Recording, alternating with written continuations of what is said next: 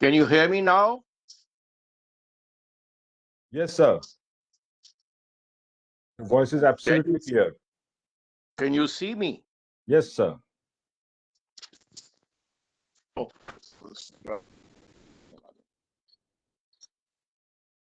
Now it's perfect. Otherwise, it's getting topsy-turvy, the screen, sir. Now it's perfect.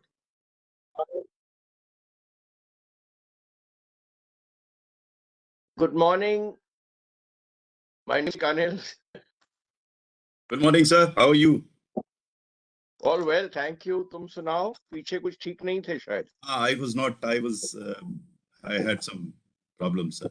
I had lymphoma. Yeah, I done that. Anyway, all well, I hope. Yes, improved considerably. God bless. Today, thanks to these people, I'm missing out on the Davis Cup match in Delhi. Yes.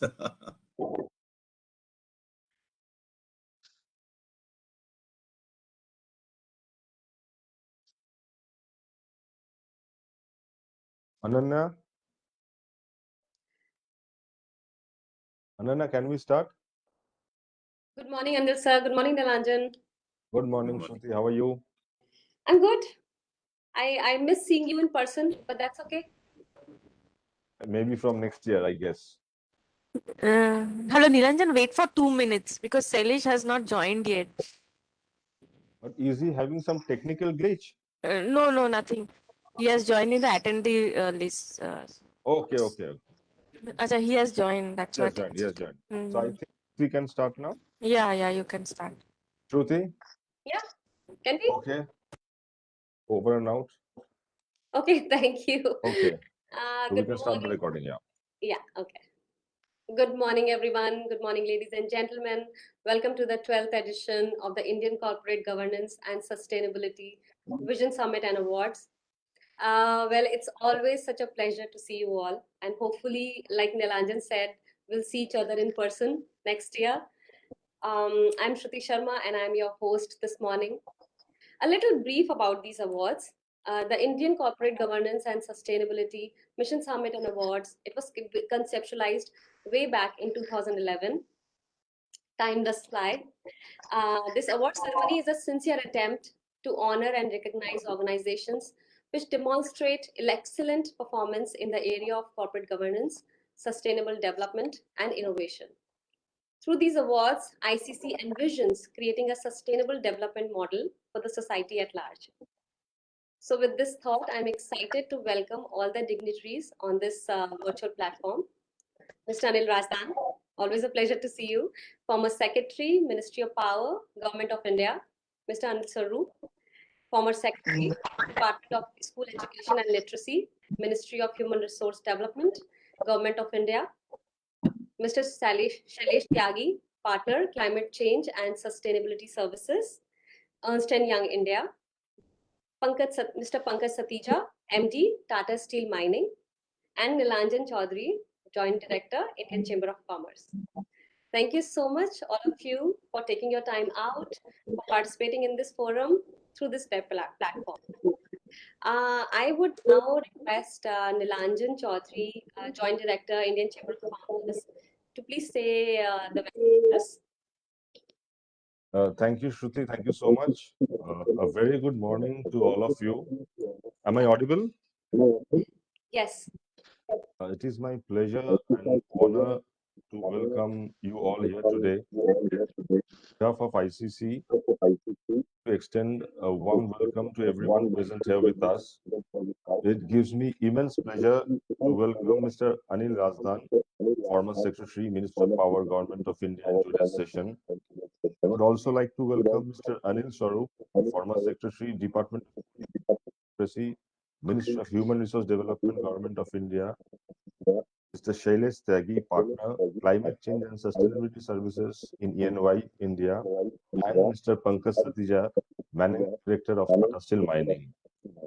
As you all are aware, corporate governance is all about how corporations are directed, managed, controlled, and held accountable to their shareholders. In India, the question of corporate come up mainly in the wake of economic liberalization and deregularization of industry and businesses. With this rapid pace of globalization, many companies have been forced to tap international financial markets and subsequently to face greater competition than before. Both policymakers and business managers have become increasingly aware of the importance of improved standards of corporate governance. India has one of the best corporate governance laws, but need more implementation together with socialistic policies on the performance era has affected the corporate governance. Concentrated ownership of shares, pyramiding and tunneling of funds among group companies mark the Indian corporate landscape. With these few words, I once again welcome all our eminent guests and speakers and look forward to a fruitful deliberation and interaction. Thank you so much.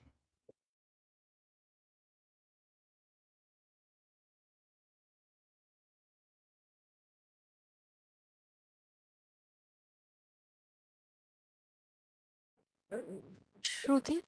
Shruti, please unmute yourself. You're muted, Shruti. Shruti, we can't hear you. Yeah. I got it. I was on mute. No matter how much I do it, how many times I still do these things. Mute and unmute confusion. Well, thank you so much, Nilanjan, once again. And now I would like to invite Mr. Shailesh Tyagi, Partner, Climate Change and Sustainability Services, Ernst & Young, India, to please say a few words. Thank you, Shruti. My apologies. I was given the wrong link, but finally it's all good. First of all, thank you for the opportunity to partner with ICC. Having been working in this space for almost 22 years now, sustainability is something which has come a very long way in terms of now it's seen as something where companies can create value, all about value creation.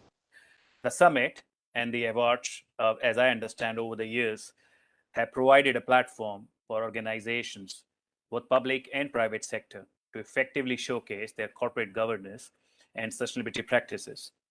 The G of ENS, as we look at the material environmental issues, material social issues, and underlying decision making around that, the governance, is absolutely important.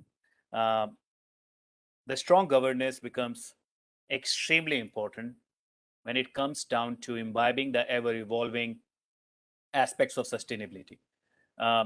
Even firms with long-standing track records of successfully integrating sustainability principles into their organizations, they're finding it more difficult than ever to stay ahead of dynamic and I call it constantly evolving expectations.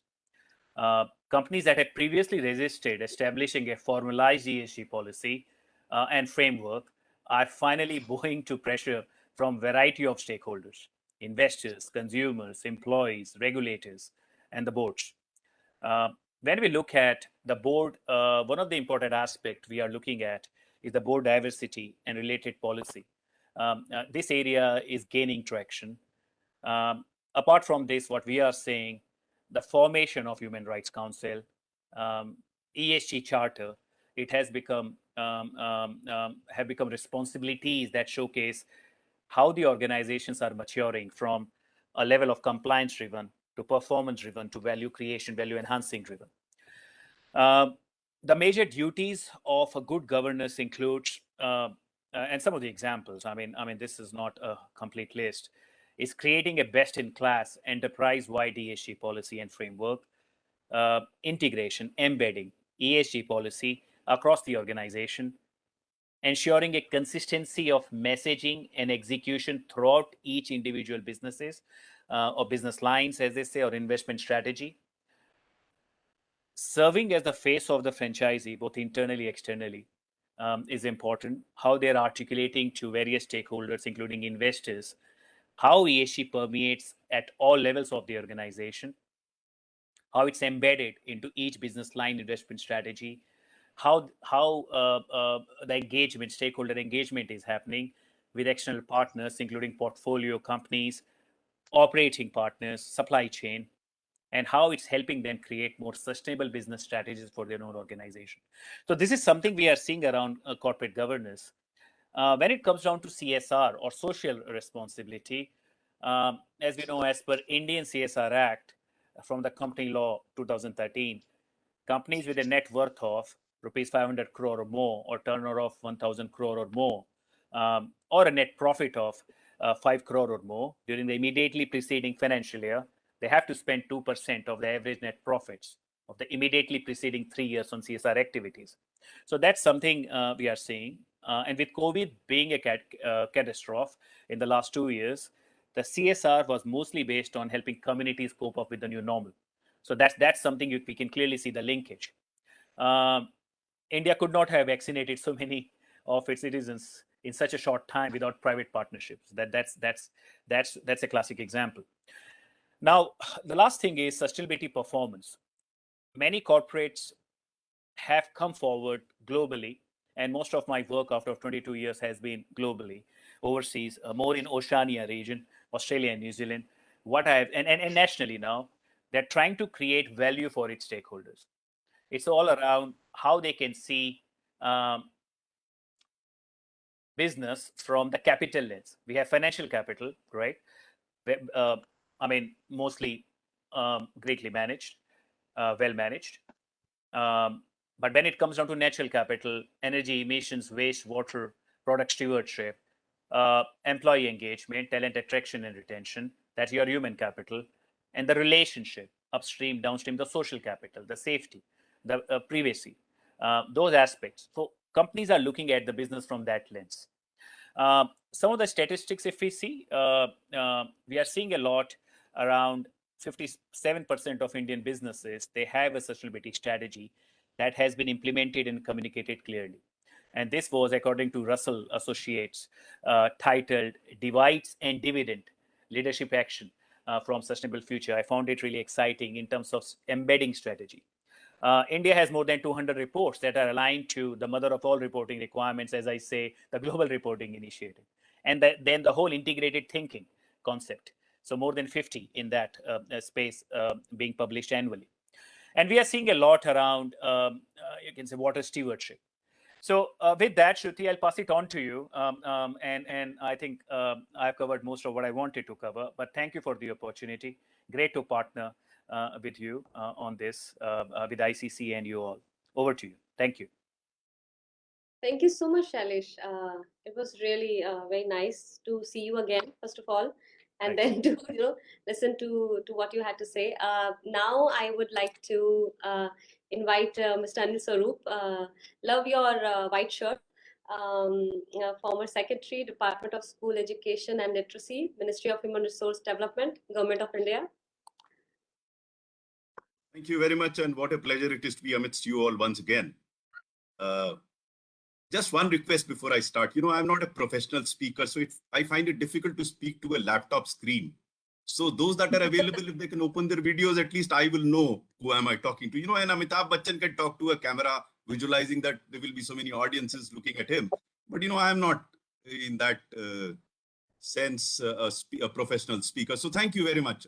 You are all looking so bright and sprightly. I don't know, why do you want to be behind screens? In any case, we are promoting transparency, and if you're not visible, what else will you make transparent? So thank you very much for those that have opened it, and those that haven't, God bless you. Okay, first of all, let me compliment ICC for repeatedly organizing such awards and announcing these awards and recognizing people. For me, it's extremely, extremely important, when there is such a lot of depression around us, thanks to COVID and otherwise, and, so much negativity around. I think we need to recognize good work. We need to pat people on the back. We need to convey that good work is being done, and hence more of good work can be done. So my compliments to Indian Chamber of Commerce for having taken this initiative and sustaining it. Now that brings me to the second part of what I had to say. You talk about sustainability, and I'll talk about sustainability in the context of government. Since I spent good 38 years in the government, I am only a little bit aware of what is happening on the other side of the fence, which is the private sector, which I'm seeing very closely now. But I'll talk about what government can do. I have often felt that in order to sustain anything, more so when government wants to do anything, there is no dearth of ideas. You know, someone did mention in the beginning that we have excellent laws. But what next? If those laws are not implemented in the right spirit, I have sometimes said, when British left this country, they took justice with them and left behind laws, in-laws, and outlaws. Sometimes those outlaws are involved in making those laws, and hence our laws don't get implemented. So the key issue is implementation. Now, how do you go about implementing it? My contention is very simple. As I said, so Shruti has also gone into the background after having complimented my shirt. So she probably is gone to get a better attire for to be complimented. You are wonderful looking, so you can keep your videos on. So as I said, there's no dearth of ideas in this country. I mean, you go around the street and ask anybody how COVID should be managed, or almost everyone seems to be having that idea as to how to go about doing it. But for an idea to happen on the ground and sustain over a period of time, and that applies to whatever you're talking today, it has to be politically acceptable, socially desirable, technologically feasible, financially viable, administratively doable, judicially tenable, and emotionally relatable. Now, I have given a handful of what really needs to be done, but each aspect that I have mentioned can actually be considered while implementing an idea. You look at laws. Now I'm coming to laws, since I started by saying that a lot of laws in India are excellent laws, but they're not being implemented. Why aren't they being implemented? So if you want to find a solution to a problem, that I learned through my career in the civil service was that you must understand the why of a problem. Without understanding the why of a problem, it will be merely window dressing. You know, you'll have a good makeup and, you know, the fundamentals will not be addressed. So you have to look at the why of a problem. And let me give an example of a legislation that was withdrawn recently. It was the farms legislation. And since it was controversial, I'm not going into the details of it, though I personally felt they were very good set of legislations, which I, as long ago as chairman of Agriculture and Processed Food Export Development Authority, had written the first paper on it, on how it would benefit, ultimately got translated into laws. Now, why didn't it happen? Excellent set of laws.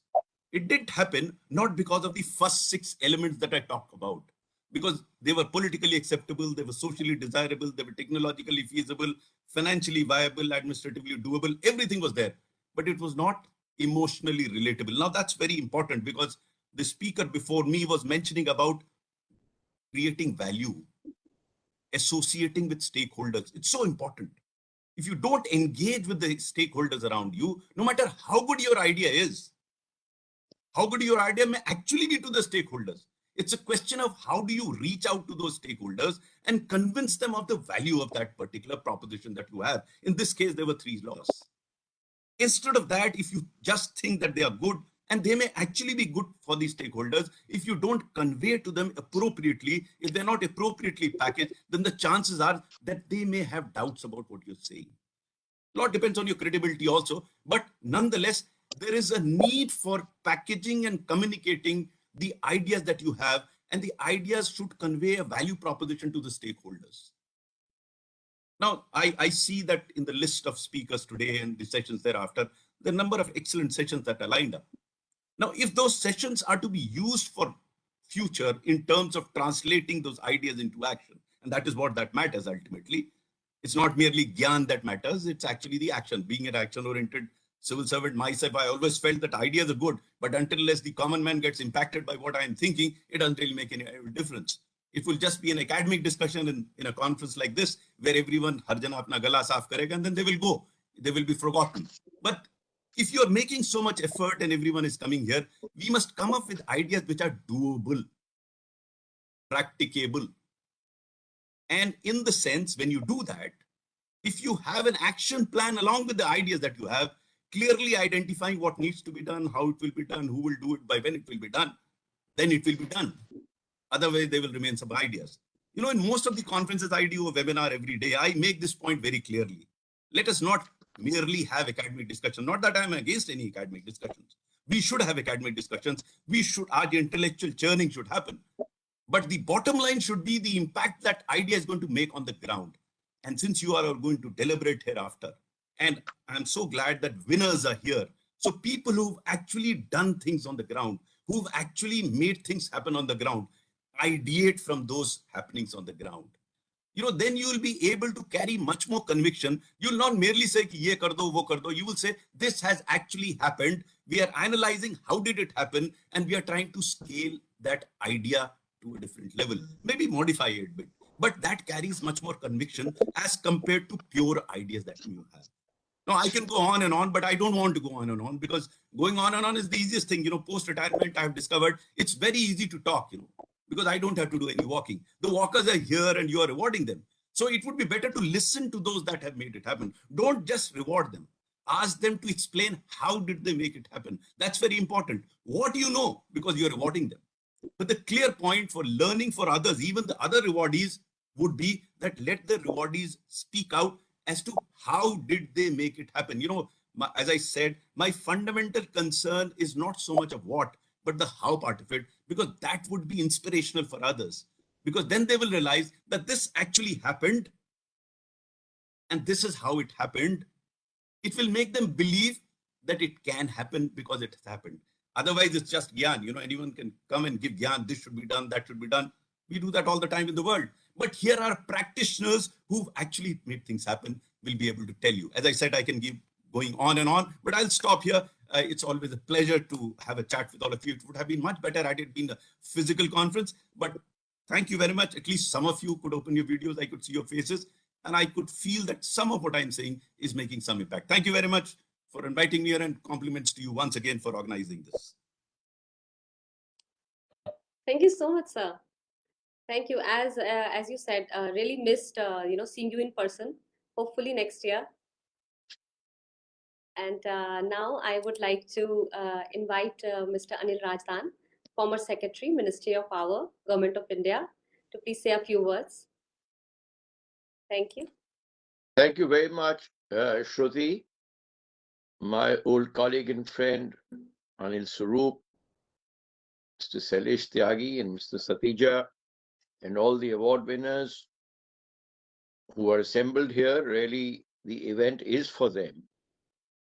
And my colleague and namesake Anil rightly said so. It's their day, and we really have to learn from their actions Sir, and their success stories. excuse me, sir, we can't see you. I was able to see you before. Is there an issue with your video, or? I don't know. I don't want to interfere with it while I'm talking, so that, it happens sometimes in my area. I think the signal gets bad. Okay. And maybe if you can still see me, it's fine. Otherwise, I'll try once. Otherwise, move on. Okay. Sure. Can you see me now? No, I can't, but I was able to, like maybe 10 minutes back, I was able to see you. Okay, I don't think I'll interfere. You'll have to bear with my voice. I was able to see everybody. Well, I think Anil maybe couldn't see some of us, but I'll carry on speaking because you have a time limitation. And I think he's introduced the subject very rightly, because laws and control and the people whom you want to apply those laws to, and the reasons for which you want to apply those laws, they're extremely important. And of course, he gave the example of farm laws, but then farming throughout the country is not uniform, and India is a very, very large and diverse country, and each region has its own problems and enforceability. And ultimately, laws are only relevant as long as they can be enforced. Now, corporate governance, as we mentioned earlier, I think, is all about how corporates are directed, managed, controlled, and held accountable to their shareholders, investors, lenders, governance systems, regulators, and other interface systems. You name it, and you have them in the list, enough to confuse anybody.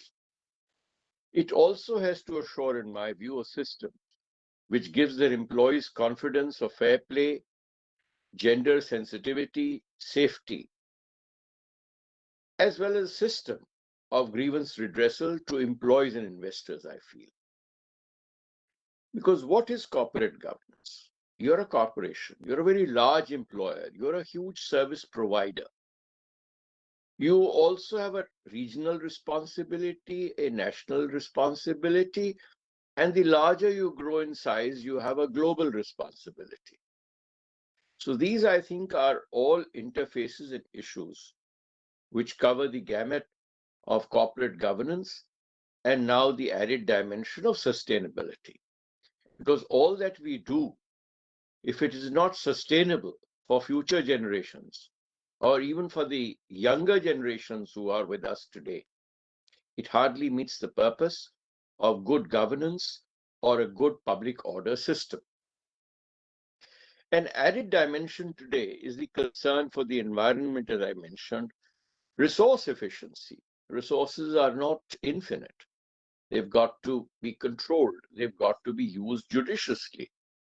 Neighborhood sensitivity, an extremely important concept, because what you are doing, how does it affect your neighborhood? Is your neighbor happy with you? Is your neighbor, does he have a grievance? You could be a very noisy neighbor. You could be a very polluting neighbor. You could be otherwise creating a nuisance by way of traffic blockages around you, starting from a home to a factory or to any other institution. The way public construction goes on public streets, mindless of what effect it has on the public. Leave aside, you see, what it has on, say, the city at large or globally. So these small things begin, I would say, immediately in your neighborhood and vicinity. If your neighbor is not happy, it's very unlikely that others will be. If your neighbor is unhappy about you, it's very unlikely that the others are going to be happy about you. And I mentioned that construction activity. You want to rebuild your house. You're building your house. How do you behave? Do you look at the convenience of your neighborhood? Do you look at the convenience of the environment? So small activities even show the attitude. And today we are talking about corporates. They have very, very large and extensive operations. Maybe not at one location, at numerous locations. Now, how does a corporate manage its affairs? And where does the government come in? Maybe as we talk on, we'll get to know more about it. Now, responsibility basically to society. You are an animal or a creation of society. And any organization that you create is also going to be part of society. If it's a corporate activity, it is part of a manufacturing activity, a trading activity, and today even an investing opportunity. So all this wide gamut of operations has begun to operate. And today, as corporates are going beyond national boundaries, going international, so the concerns and also the laws of people across other countries and lands also have an impact. And the responsibility of a multinational or a corporate which is across various boundaries gets even more severe, because what they do may be palatable in one country or one region, but not palatable in another region.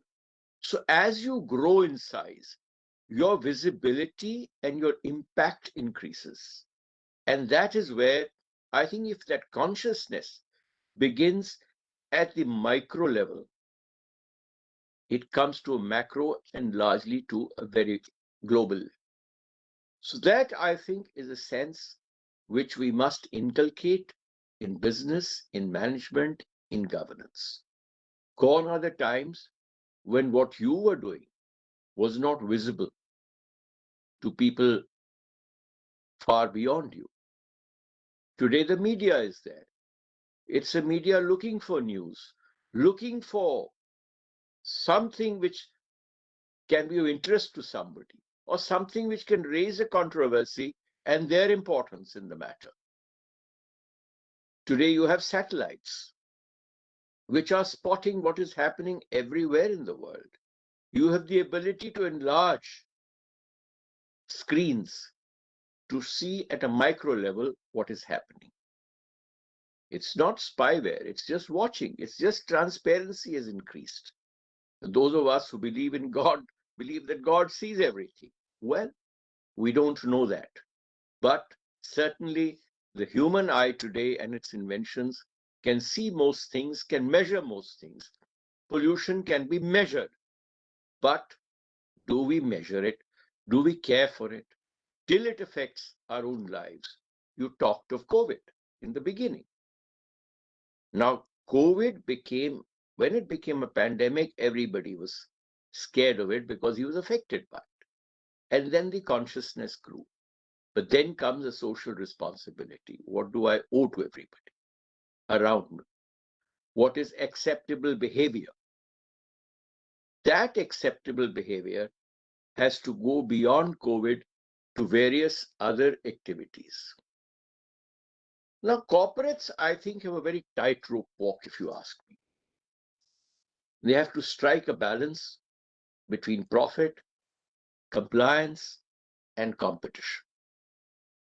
Because the motive of money is more money, more returns, then compliance of laws, compliance with social norms. And then you have to compete. How do you compete with others? You have a neighbor who's taller than you. Look at the example of a tree looking for sunlight. And here corporates are looking for money. Each tries to grow taller and hide the sun, or take the more of the sun, I would say. Now that very activity, I think, is something which is the starting point of a lot of problems in the world. It starts, I think, with more bang for the buck. But where will it stop? Is there a limit to growth and greed? That is the constant effort of laws and society to strike a balance. But if you can grow, if you can earn enough to be prosperous, and if you can comply with the, I should say, the minimum laws or the appropriate laws, that is the activity that competitions or events like this seek to promote. Corporate doesn't only have to please its clients.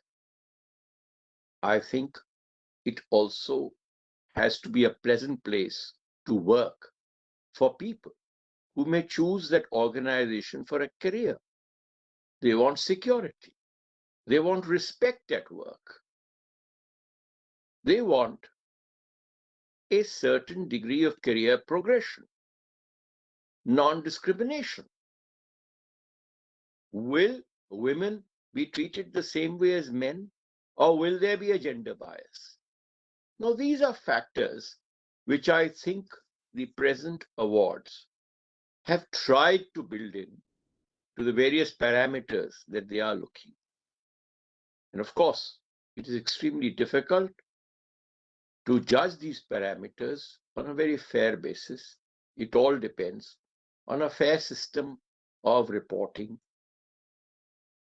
I should say a fair system of accounting, and also a fair system of assessment.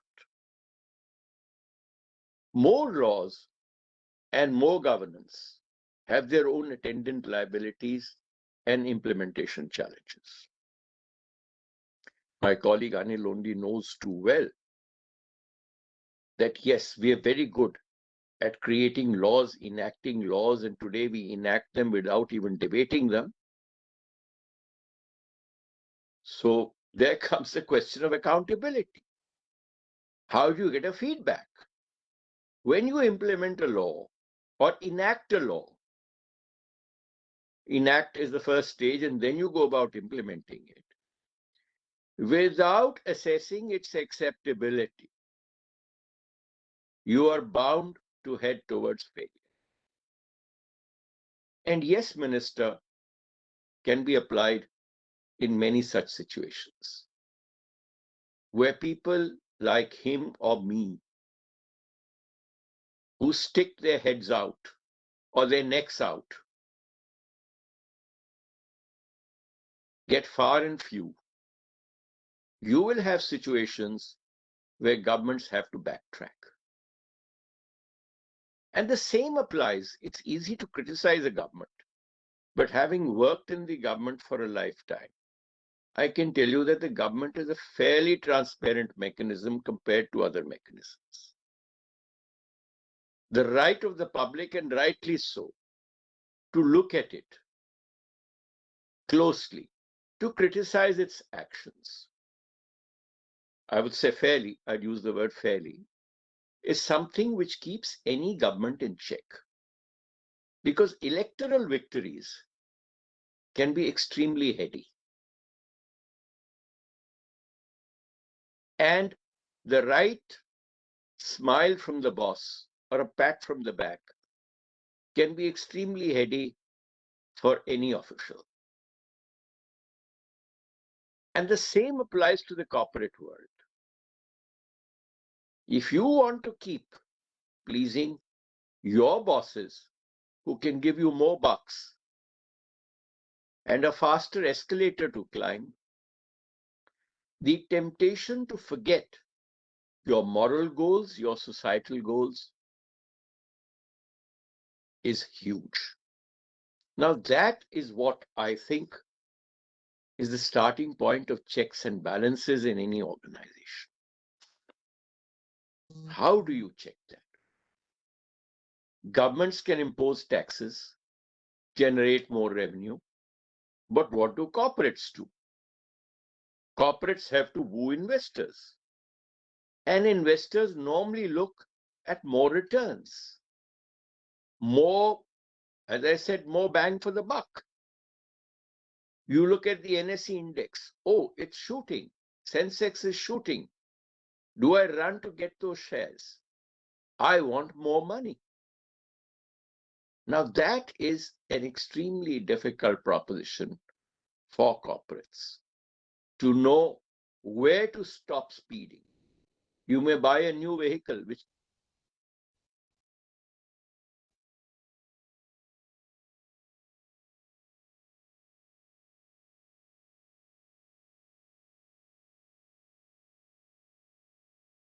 60 kilometers per hour. But how far would you press the accelerator? That is self-control. That's where laws come in to prescribe how much you can speed up. So however much we might in the free enterprise or in business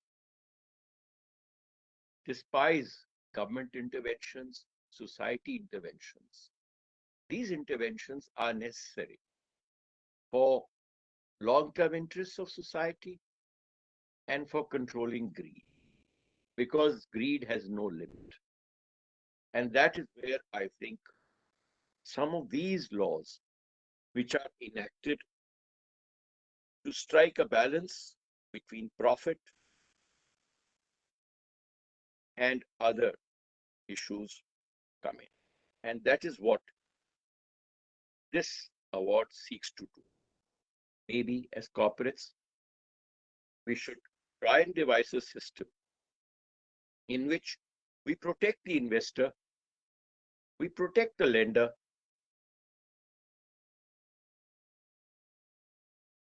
and their own limitation. I mentioned too many laws are as bad as no laws at all. And too many laws breed corruption. Self-control, self-regulation, responsibility to society is something which I think business and good business inculcates. And those are the business houses, I think, which society respects. And that is the kind of business I think these awards are meant to push forward. We've recently heard of stock markets and who guides their activities and how. I would not like to go to that detail. It's a very spiritual discussion. Do spiritual people guide corporates? Do spiritual leaders guide bureaucrats, politicians, others, people in their own lives? We as Indians believe in this. Even marriages in a generation, it's at least before mine, were organized through divine elements, essentially. The divine elements in the perception of some spiritual person do not agree to a match, it did not happen. But then, how do we get out of all this?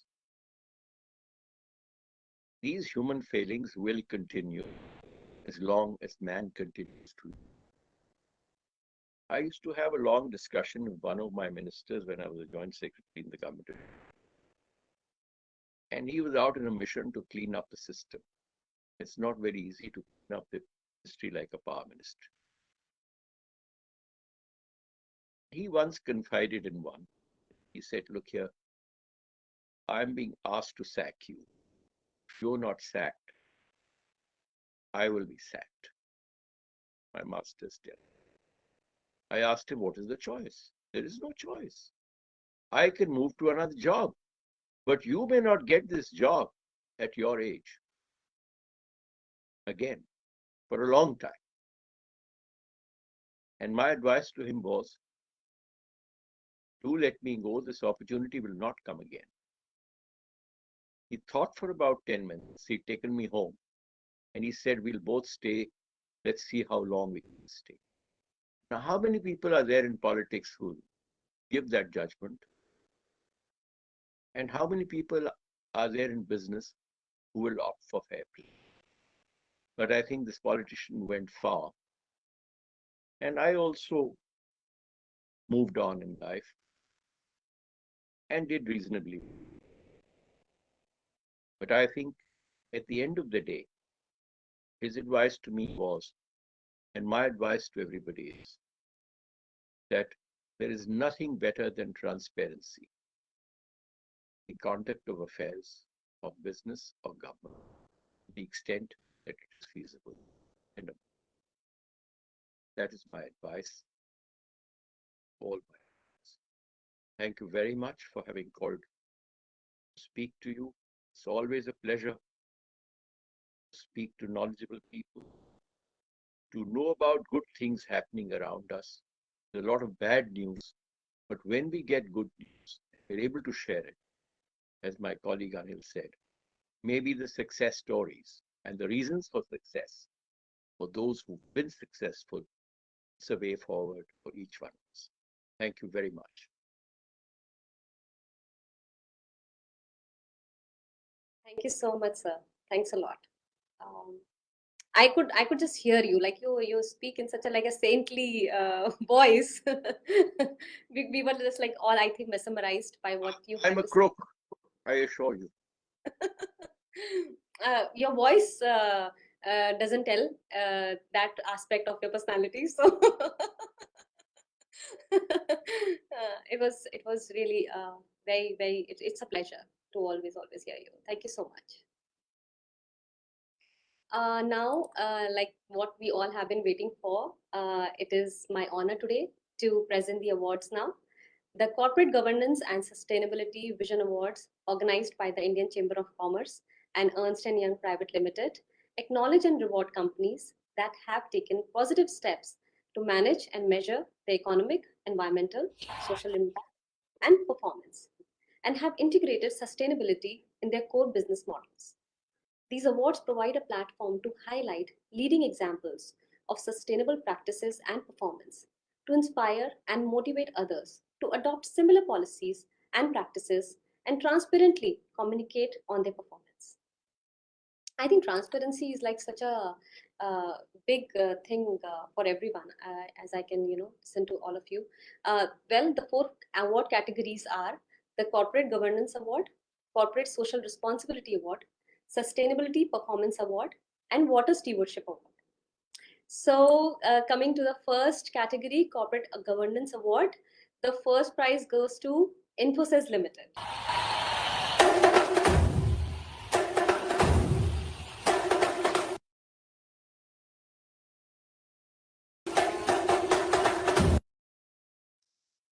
Thank you so much. Do we have somebody from Infosys? Like, we would like to hear from you.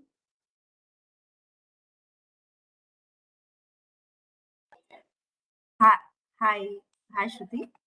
Hi.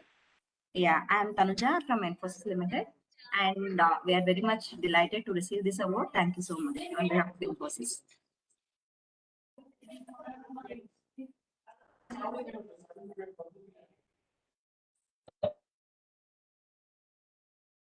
Tanuja, can you hear me? Yes, Shruti. Yeah, we would like to hear, we would like to hear from you. Like, how are you, what do you think about this award? And, Yeah, we are very delighted to be to get this award from Infosys, and as you know that we have a very ESG journey that's going on from past 13 years. So it's not very new to Infosys that we are in this journey. I'm really sorry. please don't be, I can see you're pushing your son away. I was doing the same. Yeah, so we have started our journey in 2011 itself when we committed to become carbon neutral at Infosys. So in 2020, we are carbon neutral before that is 30 years ahead of the Paris Agreement. And we are very delighted to receive this award. Thank you so much. Thank you so much for So being for being so inspiring for other corporations, for other organizations. Thank you so much. Please say hi to your son. Thank you. The Corporate Governance Award second prize goes to Tata Power Delhi Distribution.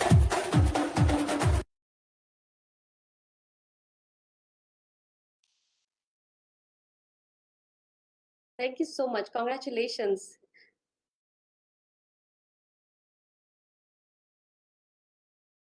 We would like to hear from you.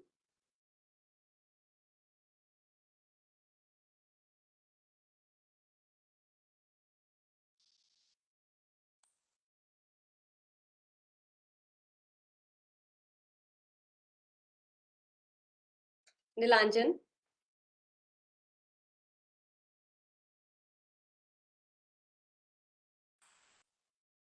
Okay, we cannot hear. Yes, yes, Yeah. Shruti. Do we have someone we would like to hear from Tata Power? Ananda, anyone from Tata Power?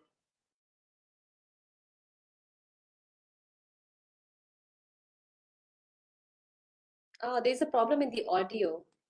Yes. Yeah. Should I move on? Yeah, please do. Please do. Okay, thank you.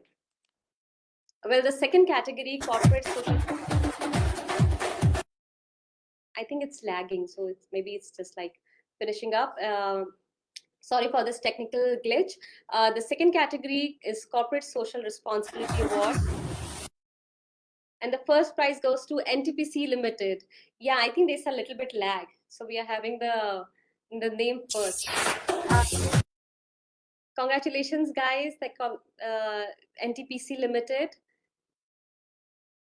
Yeah. Oh, I'm glad somebody's there. Yeah, I'm there. I'm Rakesh Prasad. I'm ED CSR at NTPC. Hello, sir. And on behalf of NTPC Limited, which is, as you know, the largest power generator. Earlier, it was exclusively coal, and now we have moved over. So from the National Thermal Power, we are now NTPC Limited, and we are going entirely green in all our endeavor now. So you will find us getting represented in these and similar awards more often now. So on behalf of NTPC Limited, I feel honored and privileged to receive this award. And thank you, Indian Chambers of Commerce. Thank you, jury. Thank you very much. Delighted. Thank you so much, sir. Thanks a lot. It's such a pleasure to see you.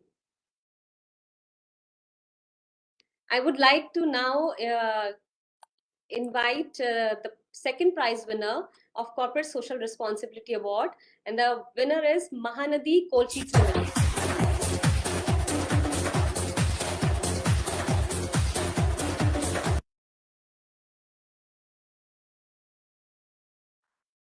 Yeah, good morning. I am from Mahanadi Coalfields Limited. I am CMD Mahanadi Coalfields, and I am delighted to receive this award. I express thanks to Indian Chamber of Commerce for selecting us. Thank you very much. Thank you so much, sir. Congratulations. Love the painting behind you. Thank you. It belongs Moving to the on. state Orissa paintings. Oh, wow. It's really beautiful. I can see like Thank you. little bit of, yeah. Thank you so much, sir. Yeah, thank you. Well, moving on to the third category, Sustainability Performance Award. The first prize goes to Mahindra Lifespace Developers Limited.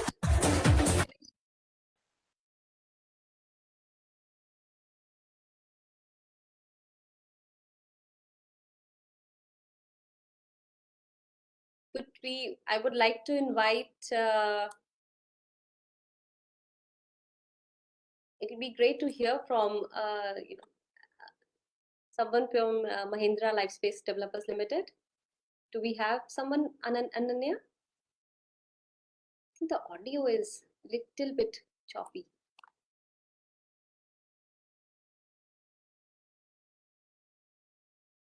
Shruti, no one has joined yet from Mahindra Lifespace. We can proceed further. Okay, okay, thank you. Yes. Shruti. Hi, good morning. This is Monica Mehra from Tata Power Delhi Distribution Limited. There was some problem with the audio earlier, so we could not thank you for the award given to us in the corporate governance category. So on behalf of the entire team of Tata Power Delhi Distribution Limited, we would like to thank the jury and ICC. And Thank you so much for joining. yeah, we have been there since the beginning of this program, but because of some audio issue, we could not, unmute ourselves. Okay, would you like to tell us, would you like to share a story? Would you like to tell us, how you feel? Oh, it's a delightful moment for all of us, and being Tata, so corporate governance and ethics go hand in hand, and the team is dedicatedly working towards good practices, and we get very good support from our senior management, working in a very transparent organization. And I would also like to tell you that my old team, like Mr. Ajay Kalsi and Ms. Komal Jolly, have also joined this event. So they recently moved on to the other group company. So I would like to also thank them for their contribution for this entire, for this award also. So, Yeah. Mr. Ajay Kalsi, are you there? In case he's there, I would really like to listen to him also. But thanks a lot. Absolutely.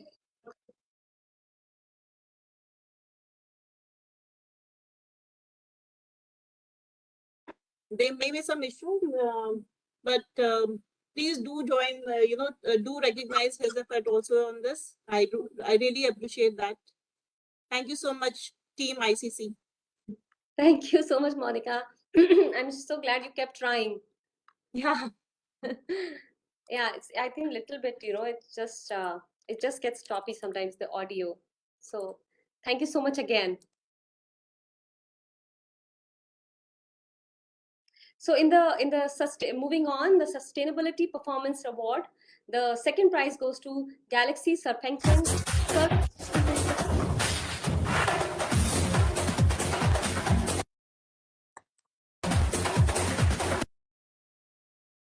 Congratulations, Galaxy Surfactants Limited. We would like to hear from you if somebody from the organization is there.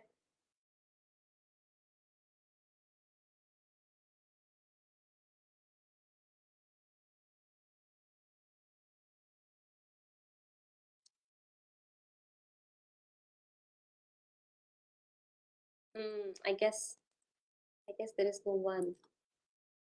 I will have to move on. The fourth category award, the Water Stewardship Award. It's my pleasure to announce that first prize goes to Bharat Petroleum Corporation Limited.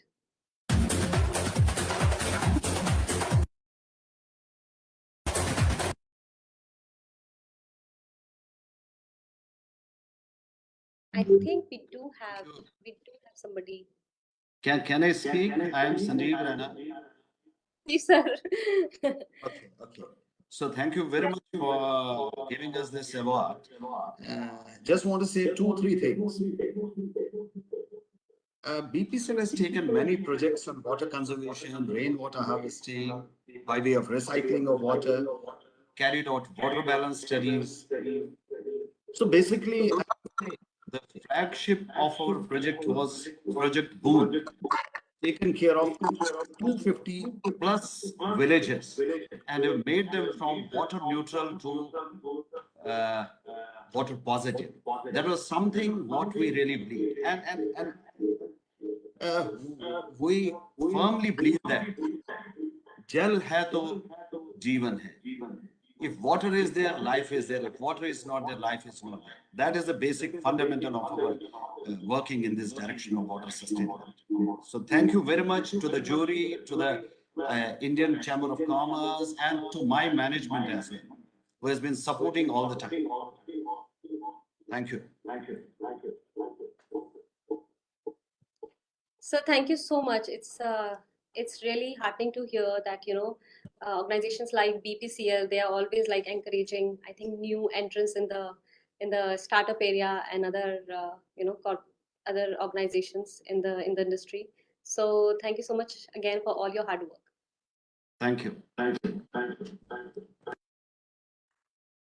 Well, in the Water Stewardship Award, second prize goes to Infosys Limited. So it has come full circle.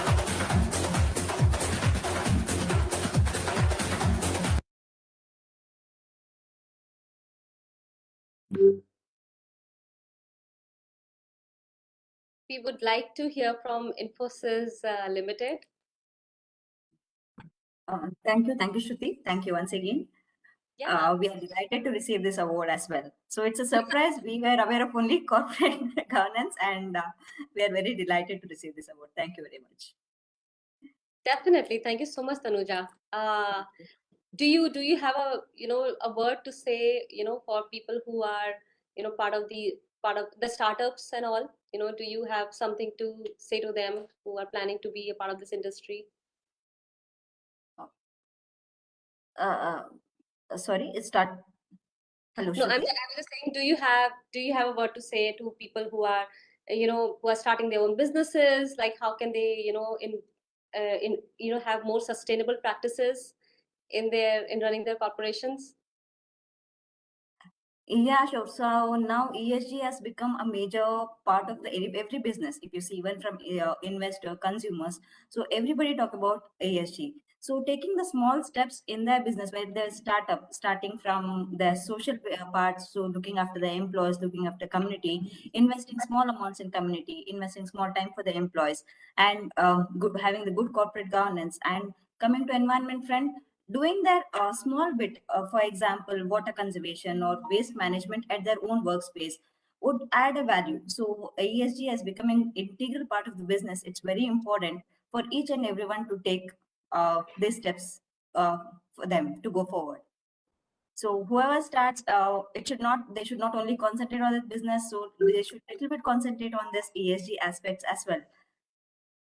So that's what I would like to say. Thank you. Thank you so much, Tanuja. Such a pleasure to listen from you, to hear from you. Thank you. Thank you.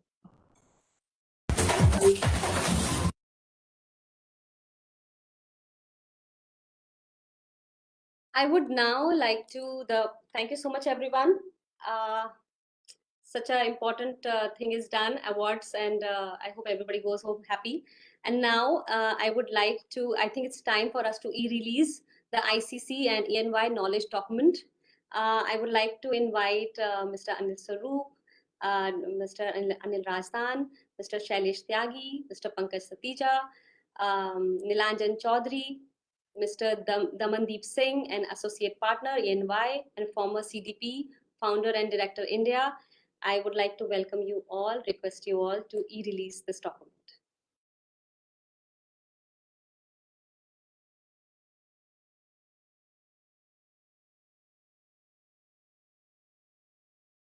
Thank you so much.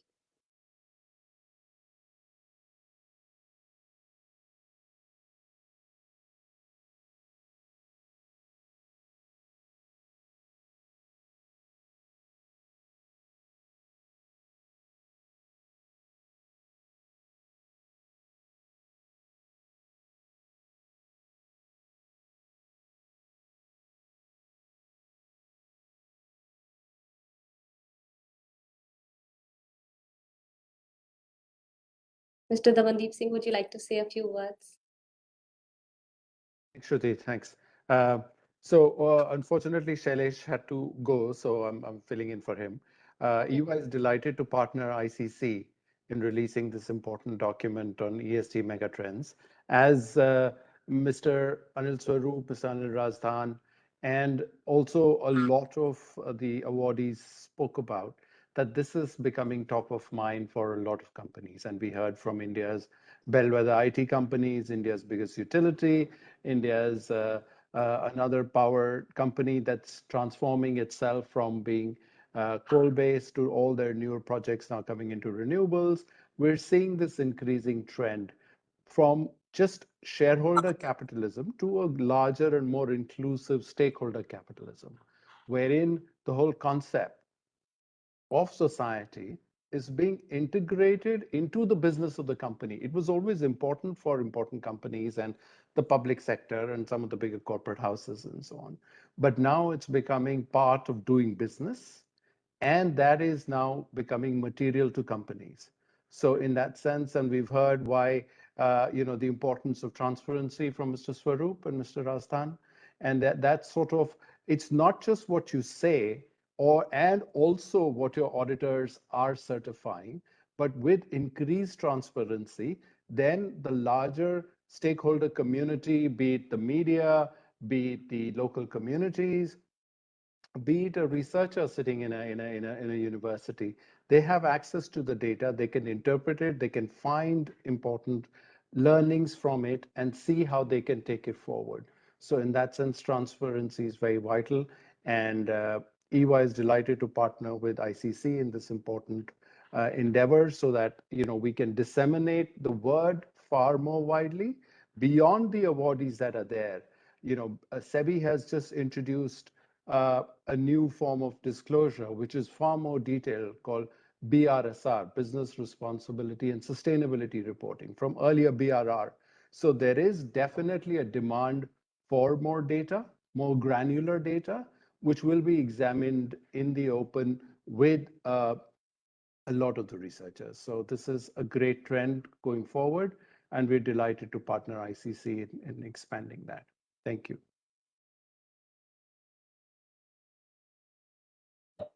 Thank you so much. Thanks a lot, Mr. Damandeep Singh. Thank you for filling in for Mr. Shailesh Tyagi.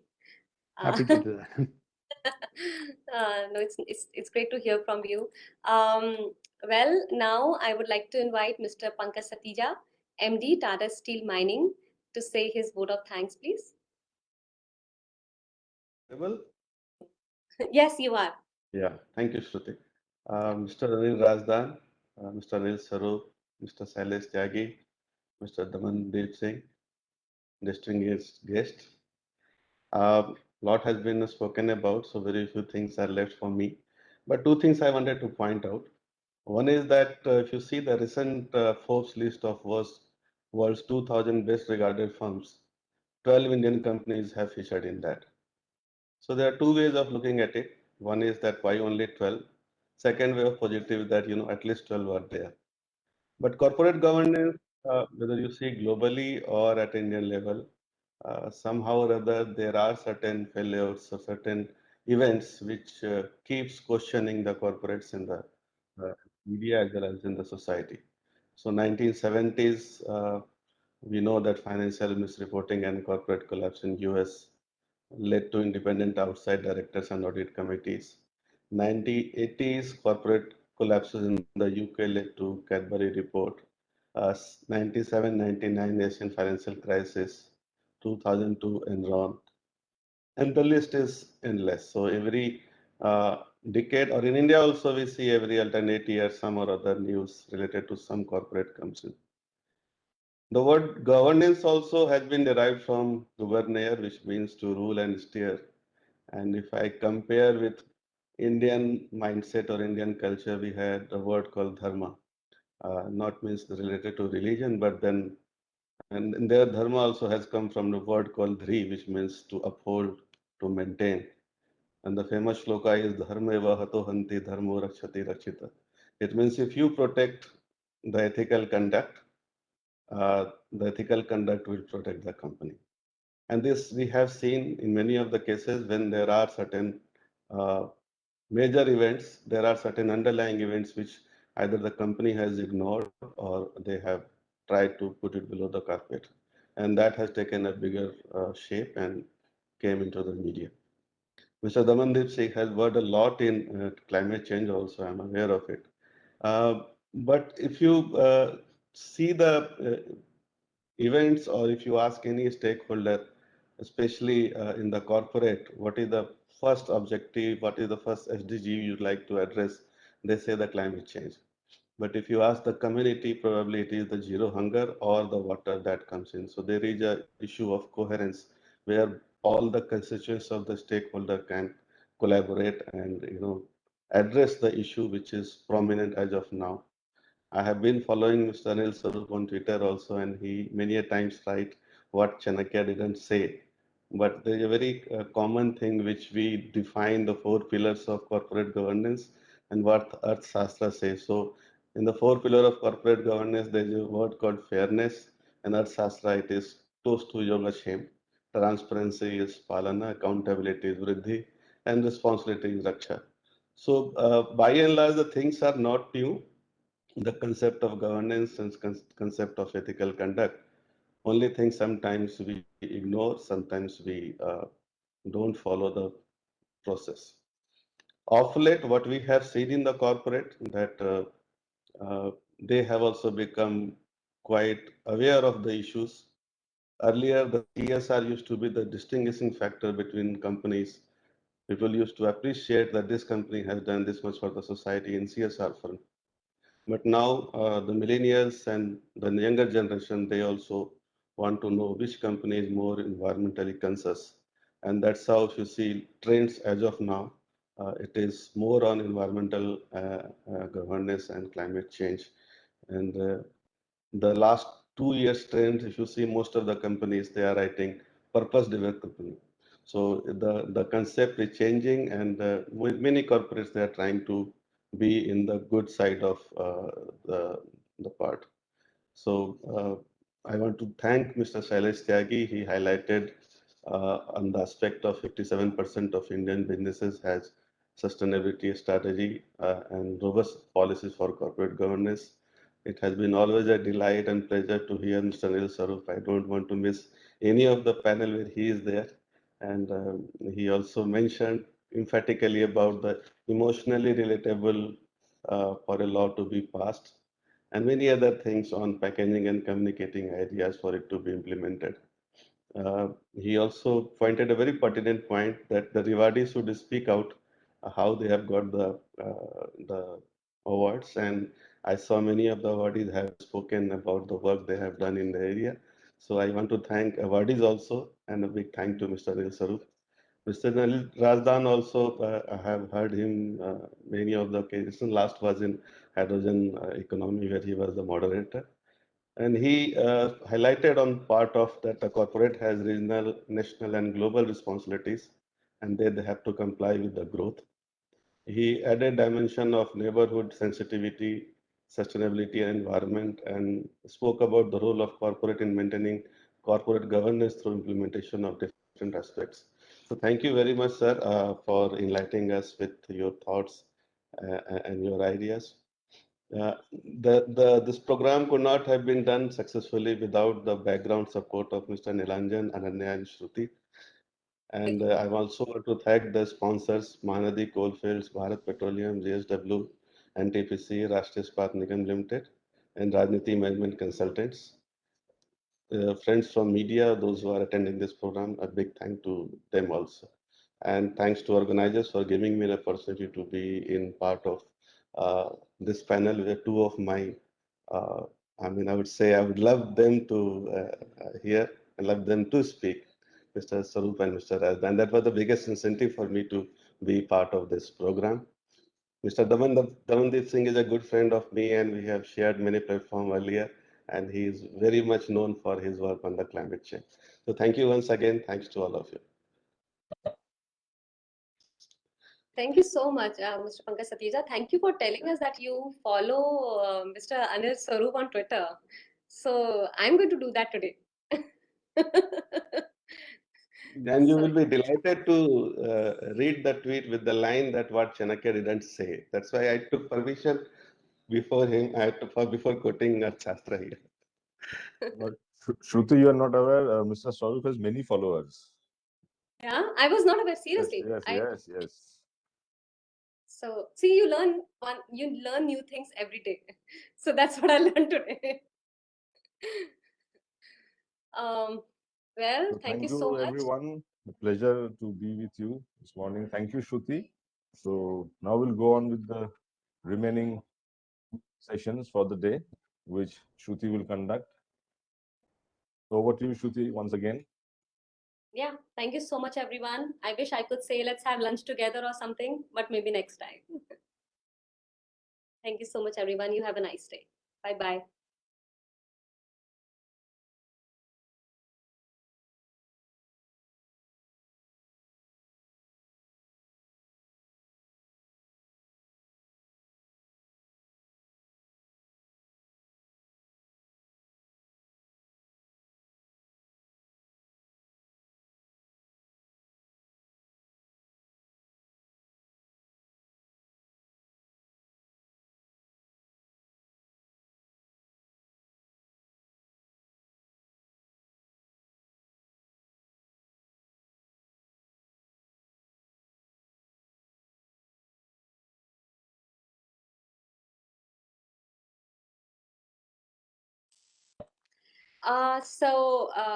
Yeah, I think that was a very long break. We are back. I invite everyone to join our session on emerging environmental, social, and governance. I would like to invite the following guests to please come on this virtual platform. Mr. Sanjay Rana, CGM, HS. Oh, Sanjeev Raina. Yes, I'm so sorry. Yes, absolutely. Mr. Sanjeev Raina, CGM, HSSE, Corporate Bharat Petroleum Corporation Limited. I would also like to invite Mr. D.K. Patel, Director HR, NTPC Limited. Mr. O.P. Singh. Shruti, just a sec. Yes, sir. Mr. Patel is occupied at the moment. I'm ED CSR from Okay. NTPC Limited. So are you there? Are you there? Yeah. Okay. I invite you and I welcome you, Mr. Rakesh. Thank you so much. Yeah. Thank you. I would also like to invite Mr. O.P. Singh, CMD, Additional Charge, Mahanadi Coalfields Limited. Yeah, I see. I don't see Mr. O.P. Singh, but maybe he will join. Mr. Badal Balchandani, AVP Corporate Sustainability, JSW Steel. Yeah, Mr. Badal is there. And I would like to invite Mr. Manjunath Rajuji, former Taxation Committee and Health Committee Chairman, PBMP. I welcome you all. A very good afternoon to you all. Thank you, Shruti. Thank you. Mr. Sanjeev Raina, I'm going to say your name incorrectly. So is there anything I can do to make it up for you?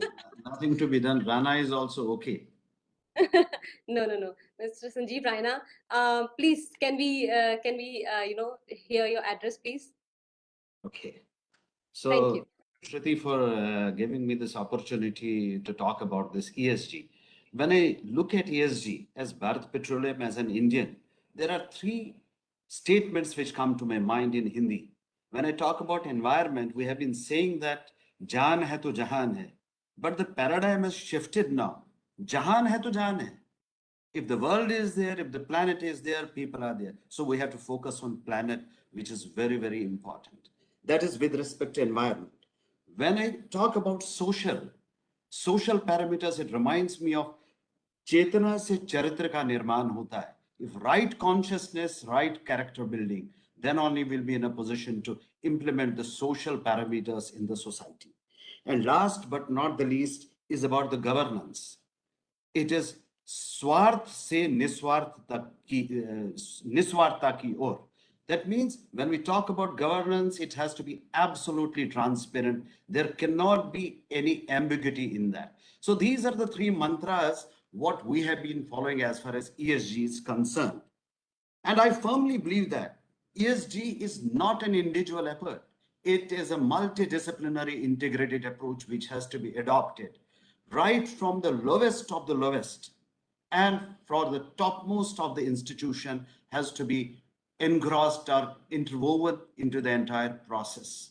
Because even fundamental rights talk about giving the best of the life to the impoverished or the poorest of the poor. So now this was the context of my ESG. Now I would like to talk about the global challenges. Global challenges are climate risk. There are increased regulatory pressures. There are social and demographic shifts as well. And there is something about privacy and data security concerns, which represent new increasing risks for the organization and other stakeholders and also the investors. Non-financial factors such as environmental, social, and governance have become a part of investor analysis. Investors say it's not only the profit. People talk about no triple bottom line. People talk about profits. People talk about planet. People talk about people. You may be earning profits, but if you don't have planet, secured planet, and the person, then the meaning of that profit is zero. Here it reminds me of Einstein, who was one of the finest scientists, Nobel laureates. He said that midst of lines and equations, please do not forget the person who is actually very, very important in the entire ecosystem and in the entire scheme. Talking about current emerging trends in ESG, we have net zero emission across supply chain. This is post COP26. It has gained acceleration. It has gained momentum. So as nation, we have said that will be 2070, we will be net zero. Then financing for the climate change mitigation measures. That finance becomes very, very important. Probably the developing countries have to finance the developed countries for these mitigation measures, because it is those developed countries who have messed up everything. And now they say that the developing countries have to do something about it. So they have to partner if the entire globe has to be free of this emission. Then emerging regulations for ESG compliance. These are the current trends on the ESG parameters. And important as far as Bharat Petroleum is concerned and what I foresee for the entire nation, there are only 3 steps. There are 3 steps in ensuring that ESG is implemented in letter and spirit. The first one is one needs to have ESG strategy-led action plan. So there has to be ESG strategy-led action plan. What I mean, see, many times thinking about ESG is good. Having intentions is good, but you have to actually make it happen at the ground level. It's not only the intentions. It's not only the ticking the box. It's not only the transaction what is important. It is a transformation at the ground level, which is very important as far as ESG is concerned. Success is not about the climate change. It's about diversity and disclosures alone. You have to have a perfect plan for climate change, diversity, and disclosures. So that means at many times the transactions and the transformations have to converge. For effective transformation at the ground level, you need to have right transactions, but only transactions are actually not going to help. So this is what I was talking about, ESG strategy-led action plan. I'll not be talking more about it. Then very important, as I said, Chetana se charitra ka nirman hota hai. You have to change from inside. If you want outside world to change as far as environment, social and governance parameters are concerned, if you don't change within, you cannot make change outside. So it's very important here as corporate, we have to understand how well our business is adapting to the changing world. A world where success is no longer measured by financial alone. I said that it is the triple bottom line. It is the people, it's the planet, and it's the profits. People without planets is nothing. Planet without people is nothing. profits is only a subset of it. You have to earn profits, which is very important, but you have to take cognizance of the planet and the people. It's from net zero to the circular economy. It's very important when you put ESG at the very heart of your operations. You take bold step towards a model that will deliver sustainable business advantage and measurable value. That means whatever business you do, you have to incorporate ESG in it. You have to look at it from the prism of ESG. Today, you may be looking at ESG as a cost. Believe me, you invest in ESG today, ESG is going to give you profits tomorrow. It will make money for you tomorrow. So in the scheme of business, you have to take ESG as a very, very important parameter. It's important that it's an approach that makes possible the operational, cultural, and financial changes to future-proof your business. If you want to future-proof your business, you have to have these actions. This was the second part. And third, what I wanted to talk about is smarter business manages ESG risks and opportunities.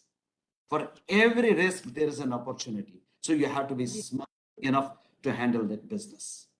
So ESG is more than, I told you, it's more than ticking boxes. So you have to, businesses as usual in new ways of thinking and doing, you have to think that way. People and technology working together to find solutions larger than today.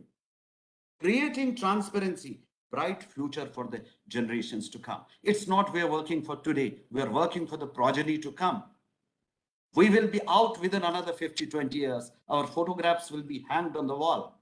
But what about my children? What about the young generation? That is very important. We have to pave the way for them. We have to plant the seed of ESG right from the school time and into the business also. Businesses have to look at ESG in terms of profitability for the future. And as far as BPCL is concerned, quickly I'll be talking about, we have taken some environmental initiatives. We have done great amount of renewable energy. We have set up a plant of 2G ethanol refinery in Bhargar, Orissa, wherein we'll be using biomass for producing the ethanol. We have various conservation initiatives. And I talked about Boon. It's covering more than 250 villages and making them from water neutral to water positive. That is the way we are trying to contribute to the nation. We have various energy conservation projects. We have reduced our GHG reduction by 21.93 over previous financial year %. Social initiatives, we have spent lots of CSR money, roughly around 150 crores. That is 2.12% of my net profit after tax. We are meeting the government regulatory norms as far as CSR spending is concerned. Our focus on CSR is on education, skill development, water conservation, community development, and health hygiene. And one of the beautiful things what we have done is we have Lifeline Express, which is a hospital on train, which has benefited roughly around 20,000 patients across the nation. And most important as far as BPCL is concerned socially, it is BPCL ensures non-discrimination on the basis of caste, creed, gender, ethnic originality, nationality, caste, class, religion. There is no bias, there is no discrimination. And we do not have such cases in our organization. And lastly, when I talk about governance, BPCL business ethic is rooted in the robust corporate governance system that is based on the tenets of transparency, accountability, and propriety. We talk more about accountability. We do also talk about responsibility. Responsibility is zimmewari and accountability is jawabdari. We make people accountable when it comes to governance. Everybody may be responsible for the safety of the organization, but there will be somebody who is accountable for the safety of the organization. That is the difference between being responsible and being accountable. We have, as I talked about governance, we have so many committees at the board level which are taking care of the governance. We have a CSR committee, we have sustainable committee, we have audit committee, we have project evaluation committee, we have also risk management committee in place, which are taking care of all our parameters as far as even ESG is concerned. And to showcase that, only lastly, I'll just talk about only two things. As BPCL, we have been ranked globally as per the global benchmarks on CDP and DGSI platforms. In CDP, we have improved our rating from disclosure to management level. Most of the companies in the globe are at management level only, maybe one or maybe very little companies are a notch above that. But we are in the management level.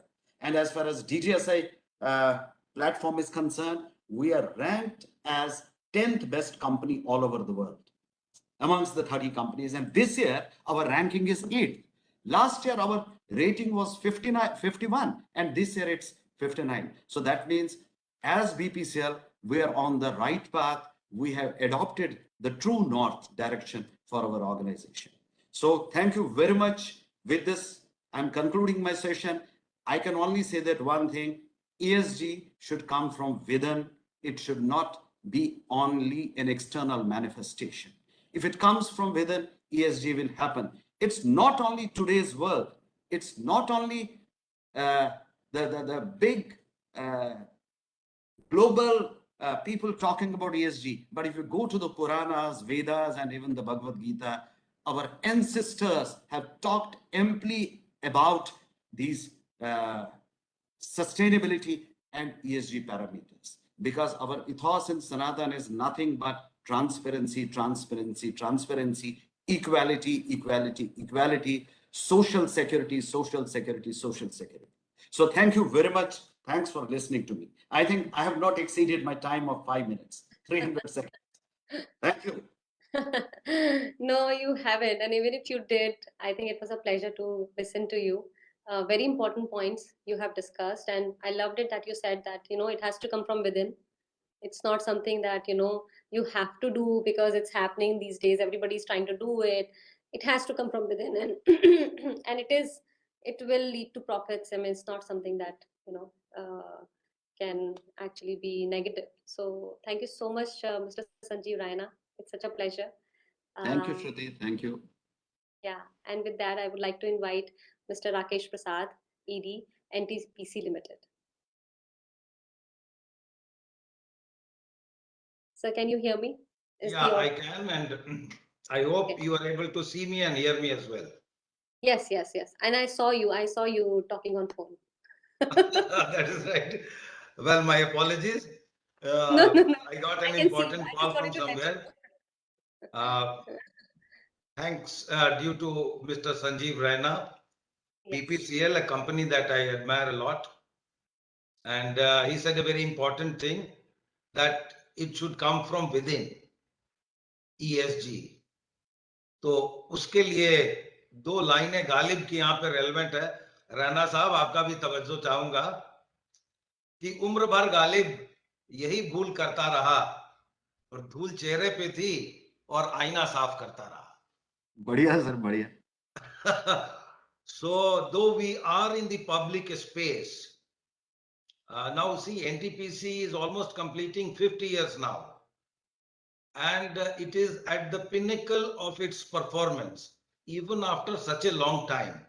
So it must have done things right, and not only the right things.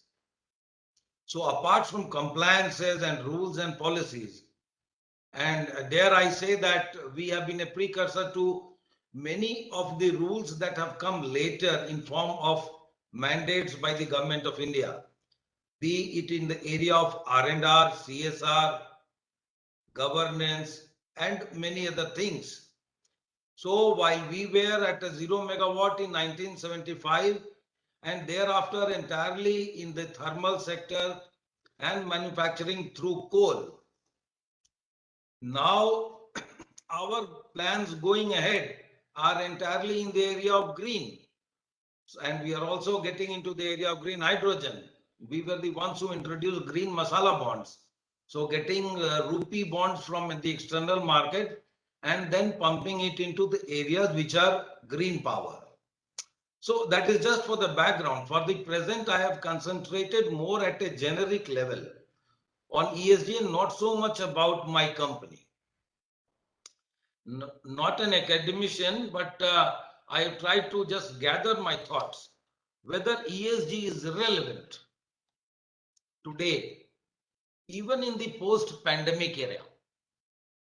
Now, if so, for whom? Is it more relevant for the public sector or for the private sector? Is it for the large conglomerates or the small businesses? Is it for the startups or the established ones? Now, these are some of my thoughts as I struggle to find answers to these tricky questions. The last 2 years have been difficult. Some of us have lost colleagues, others their loved ones. Many lost their livelihoods. Many more are still getting over the after effects. A final count of the losses is yet to come in. But the show must go on, and on it will go. If the pandemic taught us anything, it is that our plans must be flexible enough to make allowances for unprecedented events, something what we call the black swan events now. But almost by definition, no one can plan for the specifics of such an event. The best that can be done is to ensure that the people who will make a strategic decision have diverse skill sets. They should be capable of thinking outside the box. More importantly, they should have the ability to lead, to keep their heads when all around them are losing theirs. But as important as individual leaders are, institutional structures that can identify competence and foster them also play a critical role. It's not enough to have a great set of great champions. The search for the next set should always be on. But aside from the unknowns of once in a century pandemic, there are also known unknowns. Future leaders and managers must have a framework to draw upon when developing their plans. In that regard, possibly the most often repeated terms these days are the environment, social, and governance, ESG. We have ESG rating for firms. Brokerages and mutual fund houses have created funds that allow the ESG criteria. Large international and national investors also use the criteria to decide where to invest and where not to. In recent times, everybody has joined the bandwagon. At NTPC, we have been greening our townships, building schools and hospitals for project-affected population, and bringing in best governance practices for many decades now. And we were not the only ones. Many other PSUs, old industrial giants in the private sector, like the Tatas, have also played their part. I mean, the list would go on. Just Tatas I mentioned for the fact that they have been one of the most old ones and most respected ones. Economists and analysts often lament the lack of dynamism and innovation in PSUs. But with the rise of the ESG, the tables have turned. For us, this is a vindication of long-held beliefs. What were those beliefs? And why did we bother with them years before it became a business imperative across the world? I'm not an economist, but I'm told that their standard prescription is that firms should act to maximize their profits. They are likely correct, but over how long? Is it enough to make high profits over short periods? Perhaps a better framing of the standard prescription would be that successful firms make profits over long periods. As I said, we are now closing on Golden Jubilee anniversary. So 50 years for NTPC. Similarly for other companies. I suppose you all would recall the parable of the goose that laid the golden eggs. The owner who kills the goose to get all the eggs ends up getting only one maximizing today's profits. The one that doesn't gets golden eggs for life. In technical terms, this is a high delta mindset. This is the terms that economists use. So the delta is a simple measure of the value of future profits to you today. If you value tomorrow's returns almost as much as you do for today's, you will let the golden goose live and in the process be ESG compliant. I also want to take this opportunity to address those who are more interested in creating new golden geese than taking care of those that already exist. Many in my generation had not imagined 44 unicorns. So that is a ubiquitous thing in the Indian scenario now. 44 unicorns being created in a year. We always thought that this was the preserve of rich countries. I'm of course happy to have been wrong. These new startups, as they are called, are breaking new ground, creating new products and services for the world. Here is some advice for you from NTPC's experience. Making profits and being responsible need not be antagonistic. In 1991, Michael Porter came up with a hypothesis that has stayed with me. He points out that waste products are a sign of inefficiency in the production process. The average petrol car engine runs at an efficiency of around 40%. This means that 60% of the petrol that you paid for at the pump never translates into usable power. Similarly, any input bought and paid for that does not turn into usable or saleable output for your business is a loss.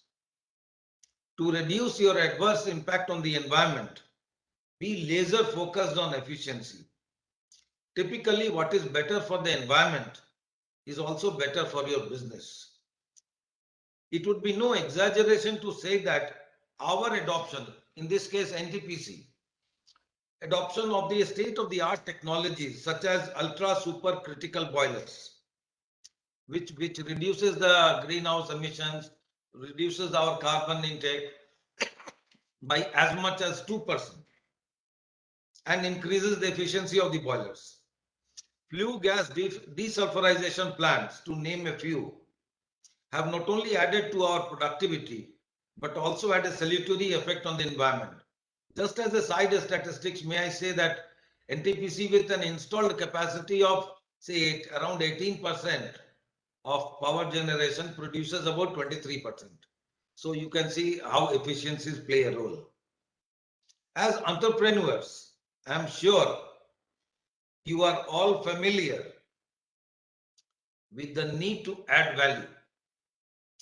But don't limit your conception of adding value to only your company or supply chain or customer.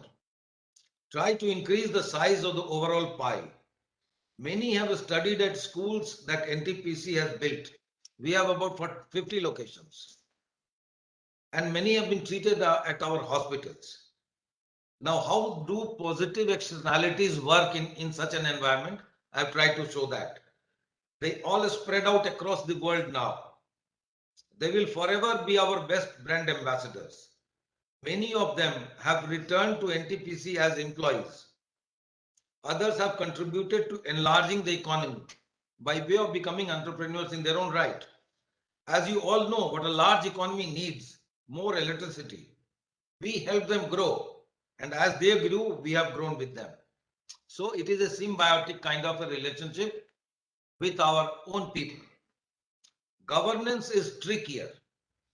A firm can be too personality dependent, just as it can be too limited by institutional roles. A young Steve Jobs was forced out of Apple by its board in 1985. The company suffered 12 long years of decline. In 1997, the board signed a deal to bring Jobs back. The rest, as they say, is history. As an entrepreneur, your journey is one of challenging and changing the status quo.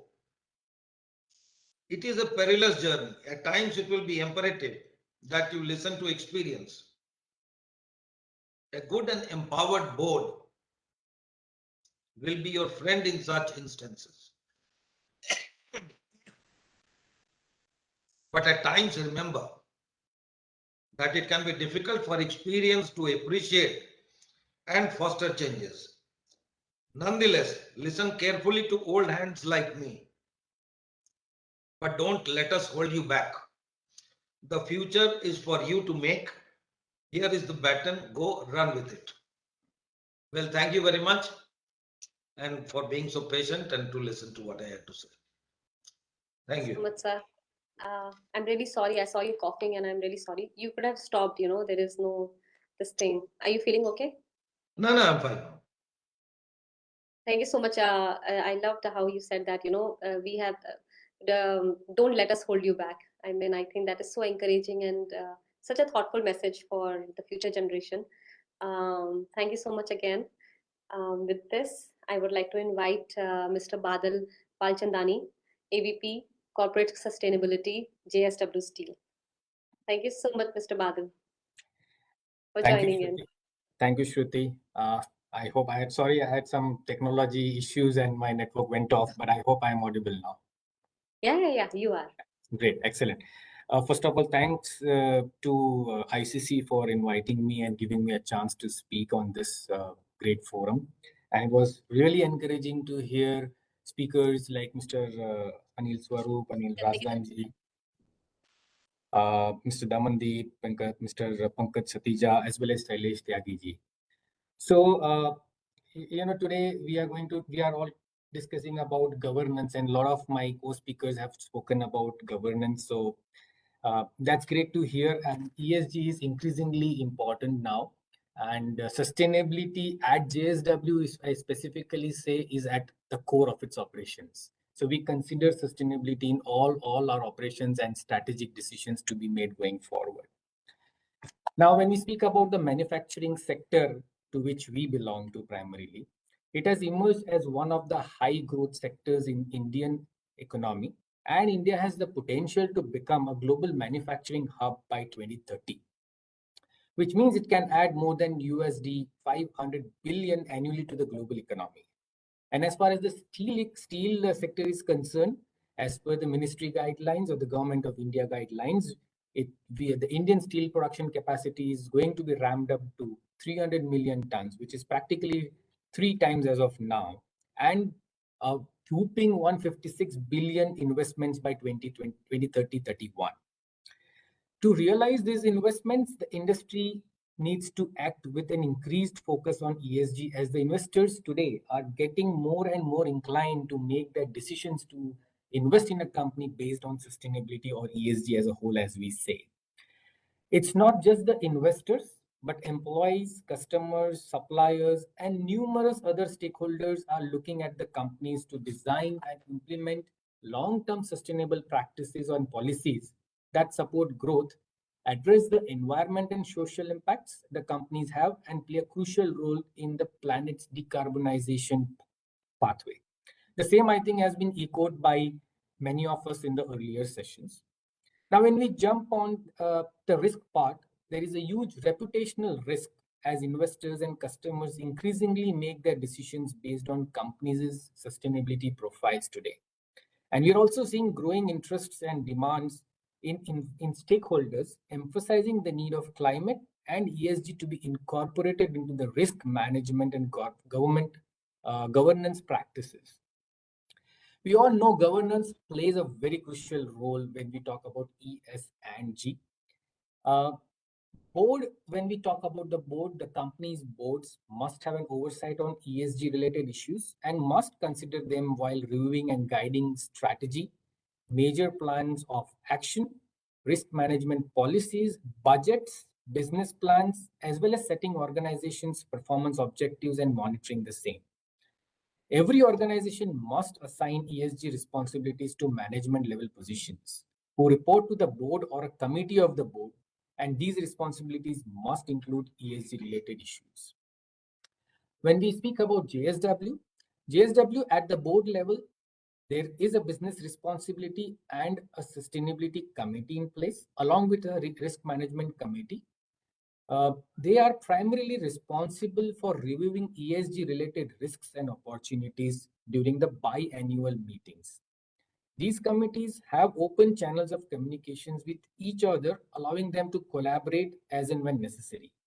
Also at the management level, there is an executive committee which is chaired by the joint managing director and the group CFO, along with the head of operations supported by the group CSO, responsible for closely reviewing and governing climate change related matters on a month-to-month basis. In light of the rapid developments which are going on in the globe, JSW has formed a climate action group, typically with cross-functional domain expertise, and it operates as a think tank to chalk out the way forward to decarbonization. We also have adopted the TCFD recommendations, and we are aligning our disclosures based on TCFD. At JSW, we also believe in setting clear goals. The board gives directions to set clear goals and the targets to achieve them. When we talk about goals, we have set ambitious targets for 2030, revolving around climate change, energy, water, waste, biodiversity, and some of the social parameters.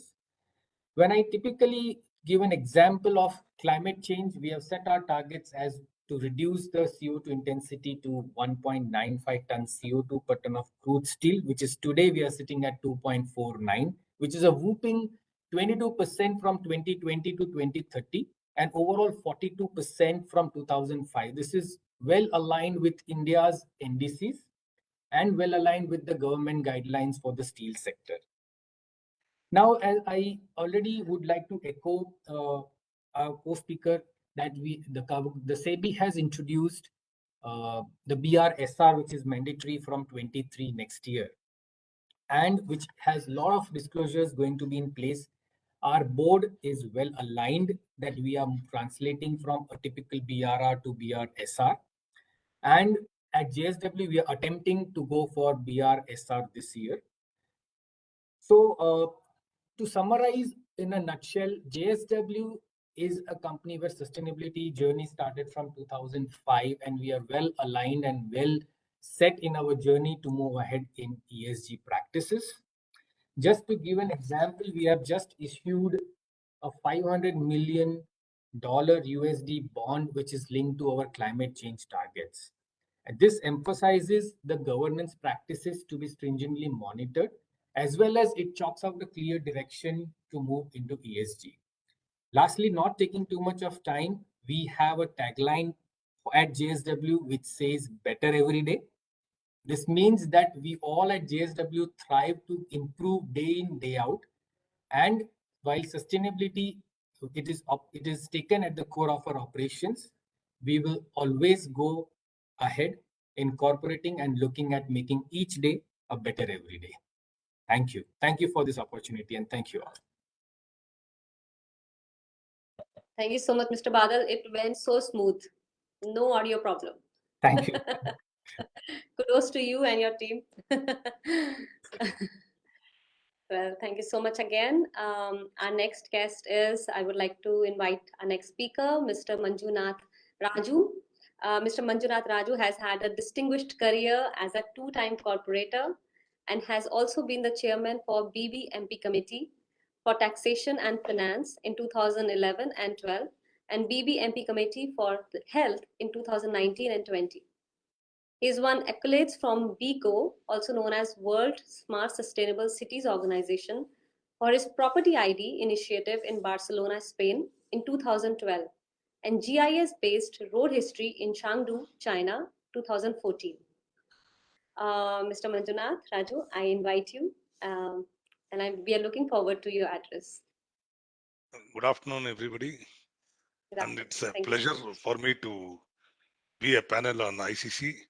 And I was just going through the panelists who were speaking about corporate governance. Now I'll be speaking about it's a pragmatic shift about the sustainable governance for the cities. First of all, It's been a pleasure hearing to all the speakers, and I would go ahead with my experience as a chairman for BBMP and the experience in public life for past 10 years. As a citizen of Bangalore, I have seen a lot of rapid urbanization going on in Bangalore, where the area of the Bangalore, which was very small 20 years back, it has grown to fourfold now, and lot of ifs and buts was there in the governance. And any city to be governed well, we look at the participation of even the citizens. Citizens should take the responsibility equally and come out with a lot of initiatives.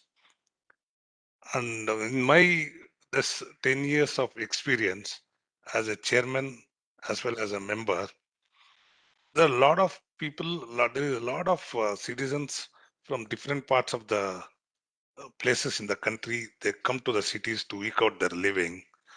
They don't expect much from the government, but the infrastructure, what the government provides, like good roads, good drinking water supply, good sanitation, clean environment. These are the things, small things, what the citizens look for. But what has happened in our country and in what was happening in Bangalore city, there were a lot of agencies which were at the what you say giving this services, but none of the agencies, for example, BBMP had the responsibility of giving a good motorable roads, giving a good walkable footpaths, well-developed parks, good lakes, clean lakes, and keeping the city clean, garbage disposal system. And at the same time, there was another agency which is called BWSSB, which was involved in giving a good water supply and good sanitation. And there's one more agency which was involved in giving a good uninterrupted power supply, which is called as BESCOM. And BMTC was involved in transportation. But none of these agencies were coordinating. There was no coordination between these agencies when I took up this chairmanship position 10 years back. Although everybody were involved, one or the other things, they were involved in the services to the city. And the Bangalore city, the revenue used to come from property taxes. The city used to run on the income generated from the property taxes, which were very haphazard, and most of the people were paying the taxes manually or going to the government offices. At the same time, it was not very transparent. So when I took up this in the 2010, then I came out with a policy where I thought we can map all the properties using a GIS technology and giving a unique ID to all the properties, so that anybody owning the property and being in any part of the world, they have to declare the size of the property online and pay their tax according to the zonal regulation transparently. And this was achieved with a lot of difficulties after more than 2 years of hard work. And it became a landmark in the entire country.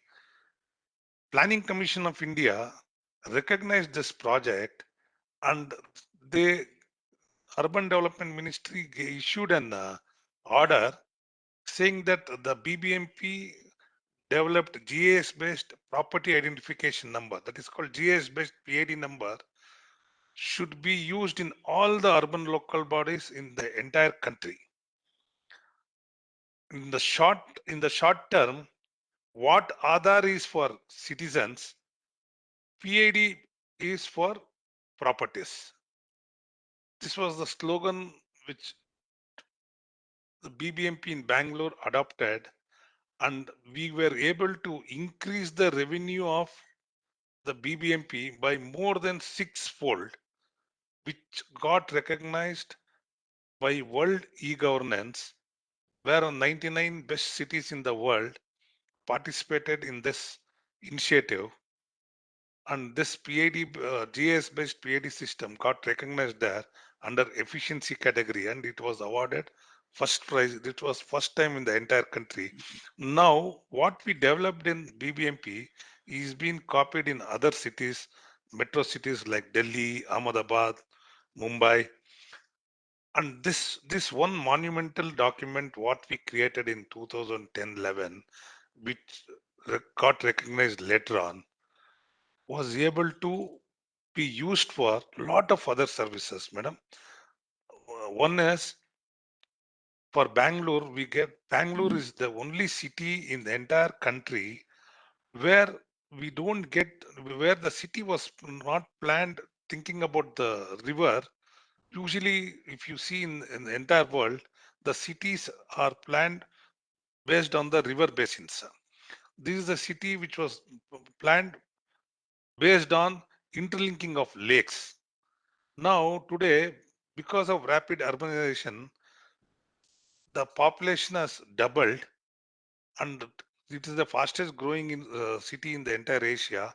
Now we are getting water from Mysore region, which is about 120 kilometers away from Bangalore.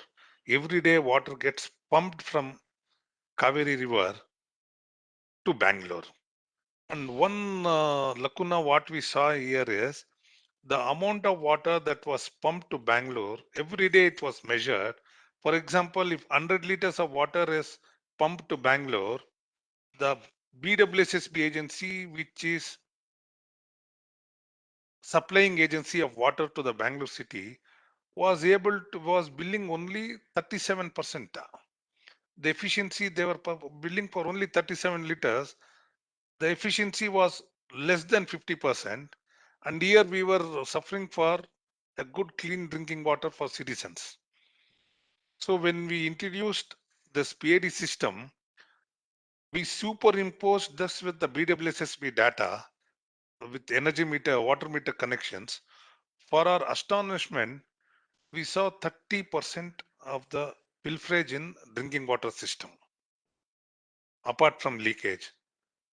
So we were able to bring a project called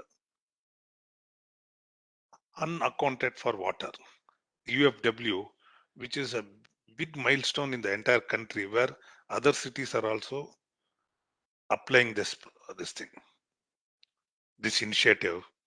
This is bringing a lot of transparency in supplying of clean drinking water without any leakages as well as pilferages. Apart from these two, later on, when we mapped entire Bangalore city, all the streets in Bangalore, the length and breadth of the streets were marked, measured, even the footpaths size was measured, even the rainwater drains were measured using GIS technology, even the infrastructure on the side of the road, electric poles, the sanitary manholes, everything was captured. We got about 13,000 kilometers of road network in Bangalore, which we categorized into four areas: arterial road, subarterial road, interward roads, and ward roads. By doing this, we were able to curb the corruption by more than 50%, where all these four agencies were made to use this GIS-based road history. It is like a mother document for any cities, any urban city where the people come to do business, come to work. This is the major data for any organization. The GIS based road history. This was first introduced in Bangalore in 2015, which got recognized by a Chinese government, and in Chengdu in Chinese, which is nothing but IT capital of China. This project got a huge applaud, and it was awarded also, and they have also implemented in some of their cities, because when I say a mother document, once this is made transparent, all the citizens of that particular city will come to know from where the rupee is coming to the city and how the rupee is spent, how the taxpayers' money is spent. But to my astonishment, even in this area, we are not 100% successful in implementing till now, because anything transparent in this system, we have a lot of reluctance from the stakeholders to push it through. And today, for the first time, I am openly coming and talking about this. And for me to given an opportunity by this huge organization like Indian Chamber of Commerce, I'm really thankful to it. And uh, really, it was a very good program. And I wish to be on your platform more often. Thank you, Shruti Madam. So please don't call me madam. It's but I really want to thank you, for giving so much detail and doing so much, like so much innovation going on behind the scenes. And I want No, to thank just sorry to interrupt you. There are a lot of things, but since the time is less, since Rajniti gave me and told me to come and share your thoughts, let all other cities because I'm telling you openly on this panel, we can cut short the corruption in all the cities, because there are more than 4,700 urban local bodies in the country, medium size, small, big, and this thing. If this is brought, this will bring 100% transparency, but there should be willingness and people should also participate in this, because voice from the people will make us push through these projects. yeah. And why I have a feeling that maybe there should be a book about it. Like, why don't Shortly, I will do it, madam. In fact, I do think that you, Mr. Sanjeev Raina, Mr. Rakesh Prasad, and everybody who's present here, that you have so much of experience. I mean, ek book to banti hai, I think. No, I didn't have any experience in this line. Once I came, I'm actually an engineer. I was working in Sanyo, but once I came into a public life, when I saw the gap, I think lot of youngsters should take public policy and come and make the huge difference, because cities can only sustain if there is transparency in functioning of the cities. You have very stiff competition with Instagram. All the youngsters are going towards Instagram. So, but thank you so much, everyone. Mr. Sanjeev Raina, do you want to say something? I was just listening to sir very carefully. Fabulous work done by him. And Mr. Prasad, उन्होंने एक शेर कहा था, तो उनके counter में एक शेर मुझे याद आ गया. सर, आपकी नजर कर रहा हूँ. It's all about internalizing what we have been talking about. It's Ghalib's couplet. रखते फिरने के हम नहीं कायर, रखते फिरने के हम नहीं कायर, जो आंख ही से न टपका तो वो लहू क्या है? So it's very important. ESG is all about internalizing. It's about reality. It's about what we need to do. So more. Thanks a lot, Sanjeev. Thank you, sir. Madhunat, sir. Thanks a lot. Thank you, sir. Thank you, Mr. Sanjeev Raina, Mr. Rakesh Prasad, for this informal bit which you added. Loved it. Thank you so much again for your time, for your patience, and for sharing your thoughts and experience. Thank you so much again. Thank you, madam. Stay, everyone. Thank you. Thank you, madam. Thank you. Thanks a lot. Thank you, madam. We will move on to our next session. Thank you so much again.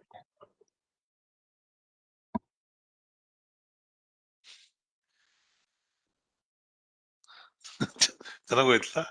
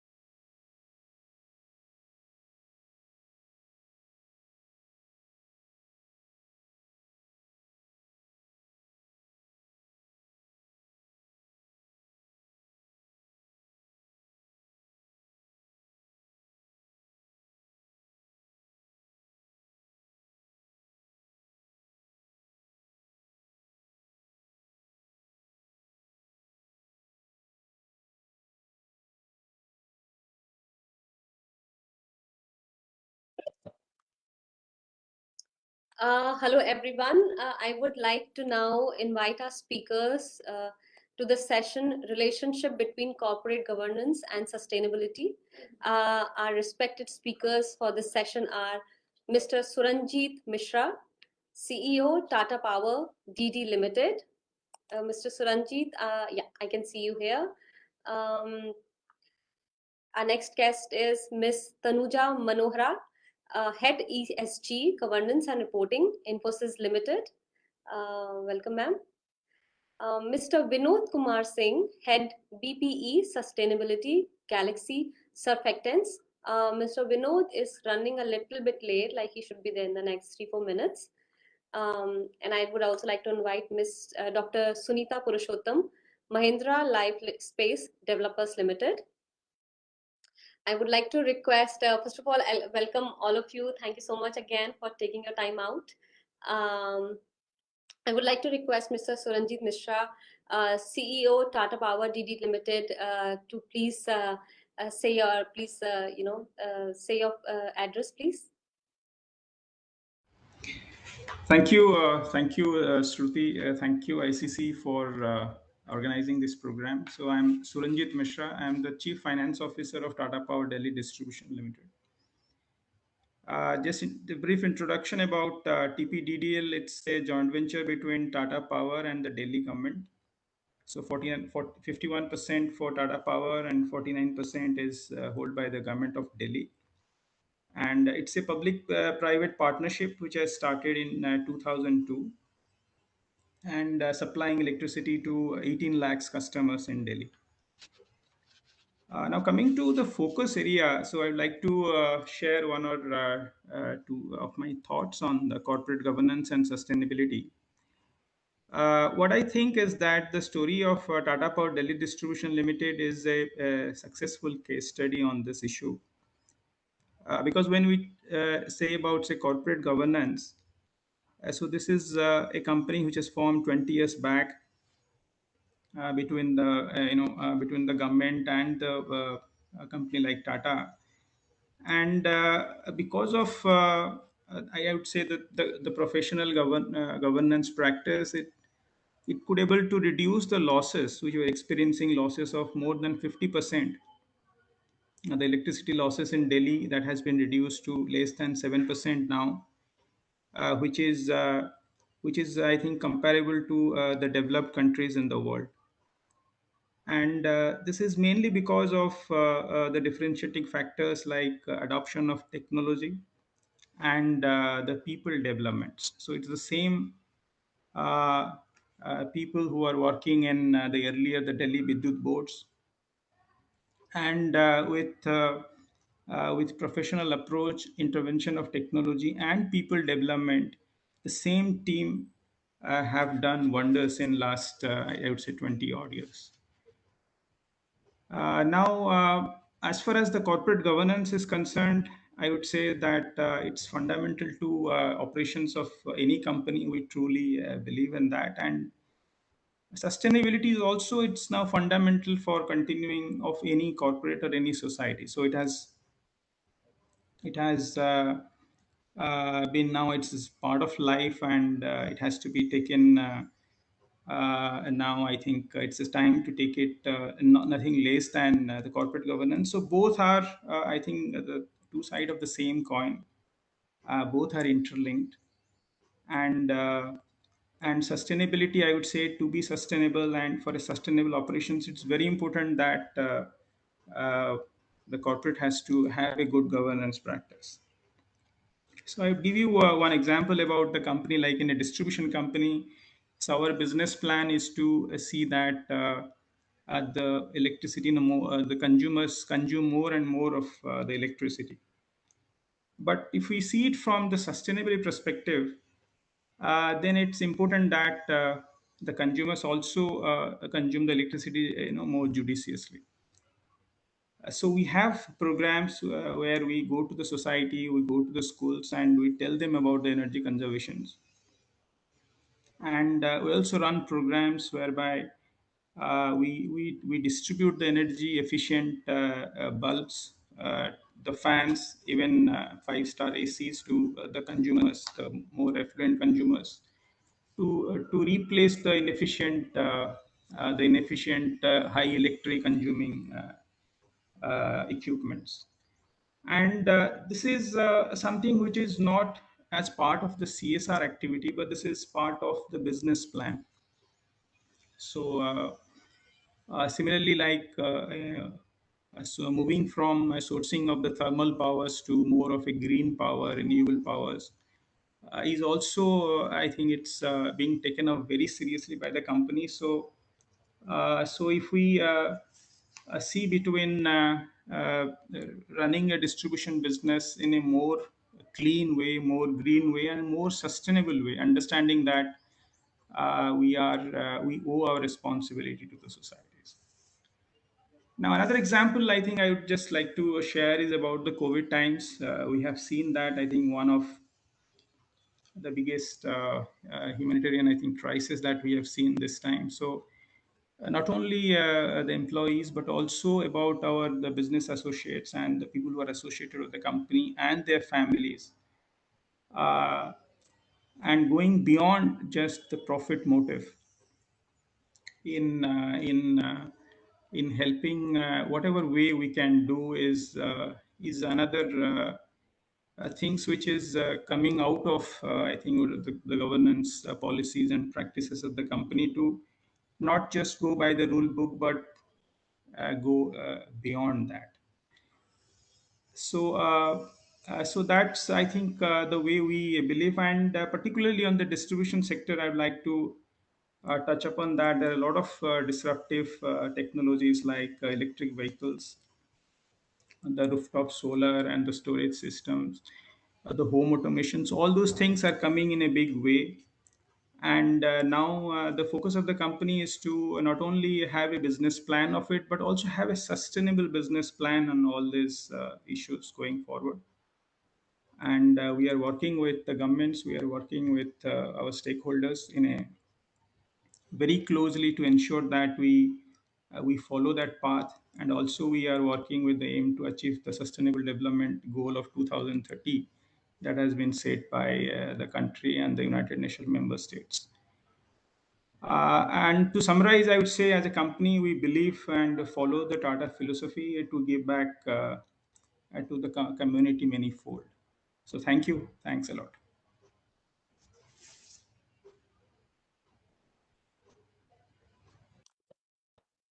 Thank you so much, Mr. Suranjit Mishra. Thank you so much for your time. Thank you for your thoughtful message that you shared with us. I would now like to invite Ms. Tanuja Manohara, Head ESG, Governance and Reporting, Infosys Limited. Ms. Tanuja, are you there?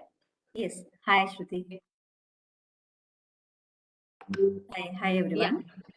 Hello everyone. Yeah, good afternoon. So it's a matter of great pride for Infosys to be recognized by the Corporate Governance and Sustainability Vision Award 2022. So at Infosys, we have always put together sustainability at the heart of our business approach, and our ability to fulfill and exceed our responsibility to our stakeholders today and tomorrow is a testament for our commitment. So at Infosys, we started our ESG journey long before it became a mandate. In 2011, we made a voluntary commitment to United Nations to become carbon neutral. So we have since then embraced ambitious goals and meticulous plans, not just only for environment preservation, but also for the development of people and serve the interest of all our stakeholders. 2020 marked the milestone year for our company. So we turned carbon neutral, which is 30 years ahead of the timeline set by the Paris Agreement. So Infosys also received prestigious United Nations Global Climate Change Award in the Climate Neutral Now category. So we are recognized for our holistic approach to carbon neutrality, spanning energy efficiency, adoption of renewables, and our efforts to offset our carbon emissions through the projects that had a social impact. In October 2020, we launched our ESG vision and ambitions for 2030, that is for next 10 years. So our vision is to shape and share the solutions that serve the development of business and communities. Our focus will be on battling climate change, conserving water, managing waste, engaging our clients on the climate change solutions. So coming to the social part, so as we are more concentrating on social and governance part in this discussion, so our social vision is to serve the development of people by shaping our future with meaningful opportunities for all.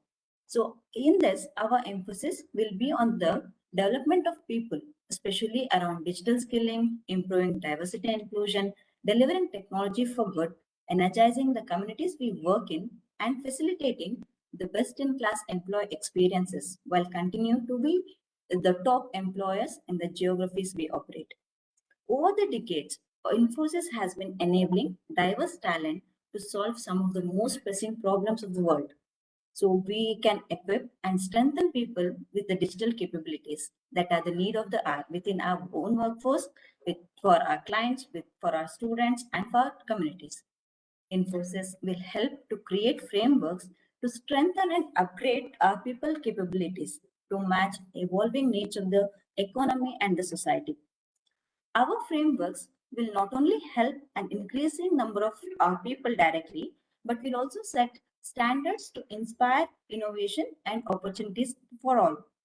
Investing for over more than $55 million in the community each year, so Infosys Foundation and Infosys USA Foundation continue to work for the underdeserved, work for the underprivileged community through various projects for education, healthcare, rural development, destitute care, art and culture. So our founder, Mr. Narayan Murthy, once said, good corporate governance is about maximizing the shareholder value on sustainable basis while ensuring fairness to all stakeholders such as our customers, vendor partners, investors, employees, the government, and the society. Based on that, we are committed to defining, following, and practicing the highest level of corporate governance across all our business functions. Our board has instituted ESG committee to discharge its oversight responsibility on the matters related to organization-wide ESG initiatives, priorities, and leading ESG practices. Our corporate governance reflect a value system encompassing our culture, policies, and relationship with our stakeholders. Winning with integrity is at the heart of a value-driven culture of corporate governance that ensures we gain and retain trust of our stakeholders all the times. As a pioneer in benchmarking government practices in India, Infosys believes the tone of an ethical business must be set at the top. A strong, independent, and diverse board leadership ensures the deployment of effective corporate governance throughout the corporation. Independent board committees engages throughout the year to power best-in-class corporate governance practices at Infosys. Infosys was the first Indian company to get listed on Nasdaq Stock Exchange. Infosys is known to set high corporate governance standards and pioneer the adoption of path-breaking practices. For instance, our company was the first company in India to introduce employee stock ownership plan, that is ESOP. So we have also rolled out the expanded stock ownership program, which is aligned to TSR. So the robust corporate governance founded on organization value is the bedrock for the sustained performance at Infosys. We will redouble our efforts to serve the interest of our stakeholders and continue to set the benchmarks in the corporate governance, ethics and transparency, data privacy and information management. So to conclude with, ESG continues to gain popularity and is seen as an economic and moral imperative to take better care of people and planet. ESG is resulting in more sustainable society and an improved environment. Through its influence on companies, ESG is increasing the corporate transparency and accountability. It is empowering consumers to make more sustainable decisions. It is also empowering investors to make better decisions during their investments. So I conclude my speech and I would like to say welcome to the responsible business. Thank you. I love that. Welcome to the responsible business. Yeah. Punchline. Maybe this should be the punchline. Infosys. Well, thank you so much, Tanuja. It's such a pleasure Thank you. to listen to you, and thank you for taking the time out. I know your little one must be waiting for you. No problem. Thank you again. I'll move on to my next guest. Yes, sure. Dr. Sunita Purushottam.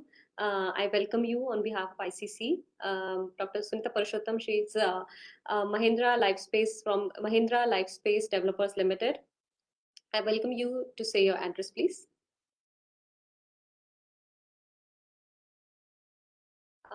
Dr. Sunita, can you? Yeah. Hi. Hi. Yeah, it's an ordeal dealing with technology. And Look, I have been how yeah. simple it looks. How simple it looks. It can be overwhelming. Yeah, so I had logged in long time back and then logged back and got a call from Amrita. Ma'am, where are you? So anyway, so thank you so much for the opportunity and also thank ICC for the awards that we have got this year. This year too, I must say. And so thank you so much. It's an honor to be recognized. Yeah, and I have been listening to the earlier speakers, and so much has been said that I feel that what more can I contribute? And so what has happened at Mahindra, I will tell you in context of ESG, and especially when we talk about governance and bringing ethics to the forefront back again square and center into the business. So there have been some changes after Anish has come in. Info, and I've been listening to what Infosys has done, and amazing work. And but with large organizations putting high priority on how ethics and governance have to be brought onto the forefront. I'll share a little bit about what Mahindra is doing. So what has been done here is ethics has been made into an area where any stakeholder can actually speak up about various concerns through technology enabled platform. It's a helpline which is accessible to everybody. But at the same time, to make that awareness permeate at all levels, there are a series of ethics counselors that have been brought in now, and a host of trainings are being given. We have actually brought in speakers from other organizations to show how it is done and how we can improve our approach. So the ethics counselor's role is for actually permeating, what are the areas, say, associated with human rights? What are the areas that you should be speaking up? What about anti-bribery, anti-corruption? What is the code of conduct? How do you take the code of conduct, which is the Mahindra code of conduct, which every associate signs, every supplier and contractor who is in the system associated with us has to adhere to the code of conduct. Gifting policy, then child labor, forced labor, and the knowledge around that. So the role of ethics counselor is more of a coach in every organization. So every sector company has these ethics counselors. Yeah, am I audible? Yeah. So yeah, so that's the kind of implementation work we are looking at, and hopefully it will bring a sea change and more increased increased integration of responsible behavior at all levels, and that's the need of the times. And an earlier speaker mentioned that unless you have ESG within, it can't come out. It can't what do you call we can't have it only in form of reporting, right? So it has to be within, and we believe that through a combination of training, hand-holding, and a technology platform, we can transform the way the businesses work. And there is a huge amount of seriousness in the work that we are trying to do. Coming to Mahindra Life Spaces, I'll touch upon a little bit about the organization. This is a real estate company, and we have several firsts in sustainability. We are the first company in India from the real estate sector to put out a sustainability report way back in 2012. We continue to be the only company in the real estate sector putting out a sustainability report. We have been reporting to CDP, and since 2016, I think 2015 onwards, and we have reached the CDP A leadership level, A minus, this year. And for the supply chain, we are a lister on CDP, and that means a lot because CDP, the climate risk associated with our supply chain and the engagement around that is a unique area which includes the social aspects, also the climate change related aspects, and how it impacts the business, right? So with respect to more social initiatives under CSR, we have a program called Green Army, which was constituted way back in 2014 with aim to creating 1 million caring citizens by recruiting young children. It's a bottoms-up program to become soldiers in the Green Army. For that matter, any person who joins the company becomes member of the Green Army. Any customer who buys a home with us becomes a soldier in the Green Army. It is an all-permeating program which talks about sustainable habits and sustainable way of living. And through it is our flagship CSR program. We have done a lot of work at MLDL for ESG risk integration and incorporating climate risks into our risk management system.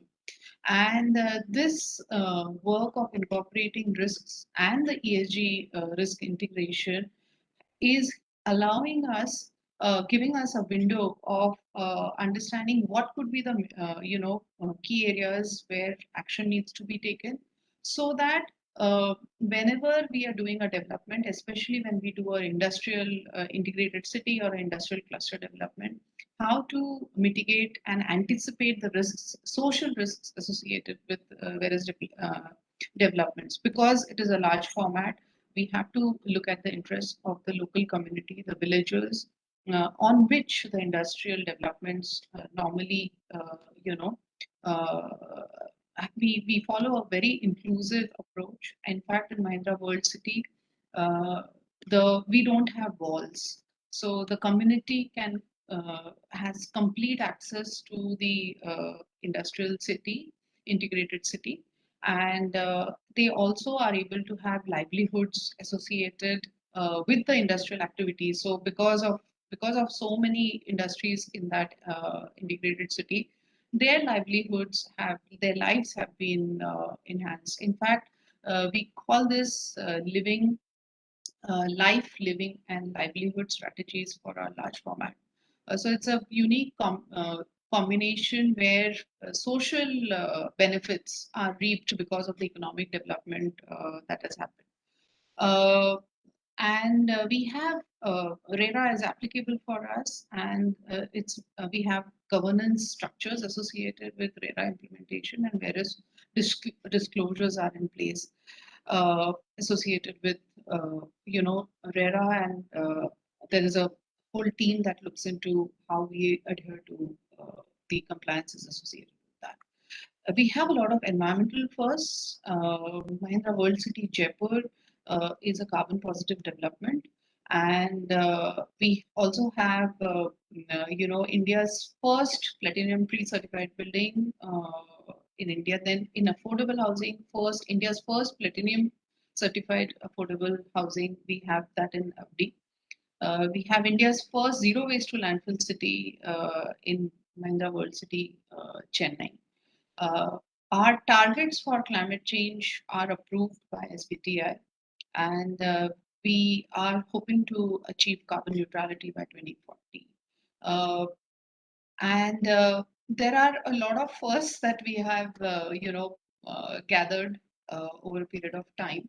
But what's interesting are the two areas. One, which I spoke about, the complete change in the way we are integrating, all aspects of ethics into all our sector companies, and that permeates across the group. And the third thing is that the group itself has 10 commitments, which are ESG related commitments, which every sector company also has to adhere to. So it's been quite a journey for Mahindra Life Spaces, and of course we follow what is called as the it's our sustainability framework is governed by what is called as a House of Mahindra, which is a three-pronged framework along the pillars of E, S, and G, which enables stakeholders to rise while building enduring business and nurturing the environment. So that's the House of Mahindra, the sustainability framework which governs our actions. So with that, I would like to thank ICC for the opportunity given to Mahindra Life Spaces so that we could communicate what we are doing in this space. Thank you, Dr. Sunita Purushottam. That was indeed eye-opening for me also. Like I said, there are so many things which are always there in the background, and we are not aware. And so it's always so nice for speakers to tell about the things they are planning, the things they have already done. It's awesome, and again, congratulations for the award. Thank you so much. Well deserved. I can finally see Mr. Anil Rajdan. Sir, welcome. That is such a beautiful background. Mr. Vinod Kumar Singh, thank you so much for, I don't know, you were running late, but thank you so much for making it in time. Thank you. I'm there. Sorry, No, I was just worried because I know there are always like these technical glitches which are going on, and but I'm glad that that you are here, and I welcome you to say your address, please. I would like to introduce you again, Mr. Vinod Kumar Singh. It's a pleasure. He's head BPE Sustainability Galaxy Surfactants. It's my pleasure to invite you to be a speaker today. Thank you so much. Thank you. Thank you, Shruti. I'm taking care of people energy process, just to add a little more, and also sustainability. So the topic is very appropriate for me because it's a professionals who are there from sustainability, and the topic is about HR, because of how HR builds culture in the organization. The very interesting thing is that I have an opportunity to see both of them. So driving sustainability in the organization, if I have to see from that lens, first you have to build the culture in the organization to respect sustainability in the same way. And therefore, this topic is so important and so amazing for me. Let me just give a little bit on culture, because that we need to understand what culture is. So Shruti, you're saying something? You're on mute. No, I'm so sorry. I was just like trying to see why this thing is not working, but I'm not saying anything to you. Sorry, Okay. please Thank continue. you. Please continue. Thank you. So what I say is that culture is demonstration of behavior of group of people who adhere to certain beliefs in the organization. So when you say group of people demonstrating particular behavior, that is the culture of that group. And when it comes to any organization, whether I say I'm a Galaxite or somebody says I'm an Infocian, that narrates the story of a culture and a community within this big community. Okay, so as a HR, human resource when we say, whereas in Galaxy, we don't call it as human resource. We say we are a people energy process. Because our belief is a little different. We say that human are not resource. Human are source who creates quality resource. So that's the belief we have, and therefore we say we have a people energy process. And our job in HR, our job in people energy department is to energize people. Okay. Now, when I say character of the organization is in the behavior of people, which talks about the culture of the organization. Now, what role HR, what role people energy department can play in that is very vital. I always see HR is having two roles to play in the organization. Broadly, if you ask, I say one as a mother and other as a father. So mother takes care of people, father teach them the discipline. Mother nurture the people, father put policies in place to ensure that discipline is maintained in the organization. If I come from that narration and play a role of mother, which gives me an opportunity to influence and sensitize people across the organization to build a culture in the organization. So when I do my value workshops every year across the organization, I try to influence each and everyone in the organization, joining new or old by refresher trainings. Our job is to ensure that everyone is sensitized and talked about value system of the organization, which is critical for the organization. And also ensuring that every senior in the organization is demonstrating those values in their behavior.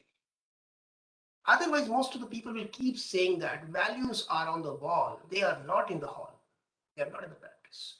That is where HR plays a very important role to ensure each and every value system which has been described and prescribed by the owner of the organization at the start has to be demonstrated by each and everyone in the organization. And that happens through influencing, continuous training, reinforcement, and the other aspect, which I said, where the father comes, by putting policies in place very clearly, by putting, what repercussions will be there, and sometimes demonstrating them very, very clearly.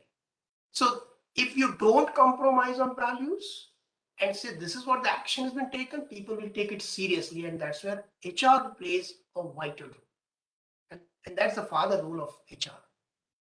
Now, I also say that ensuring these value systems are practiced across the organization. Other ways what HR can do is integrating these values with the various other initiatives in the organization.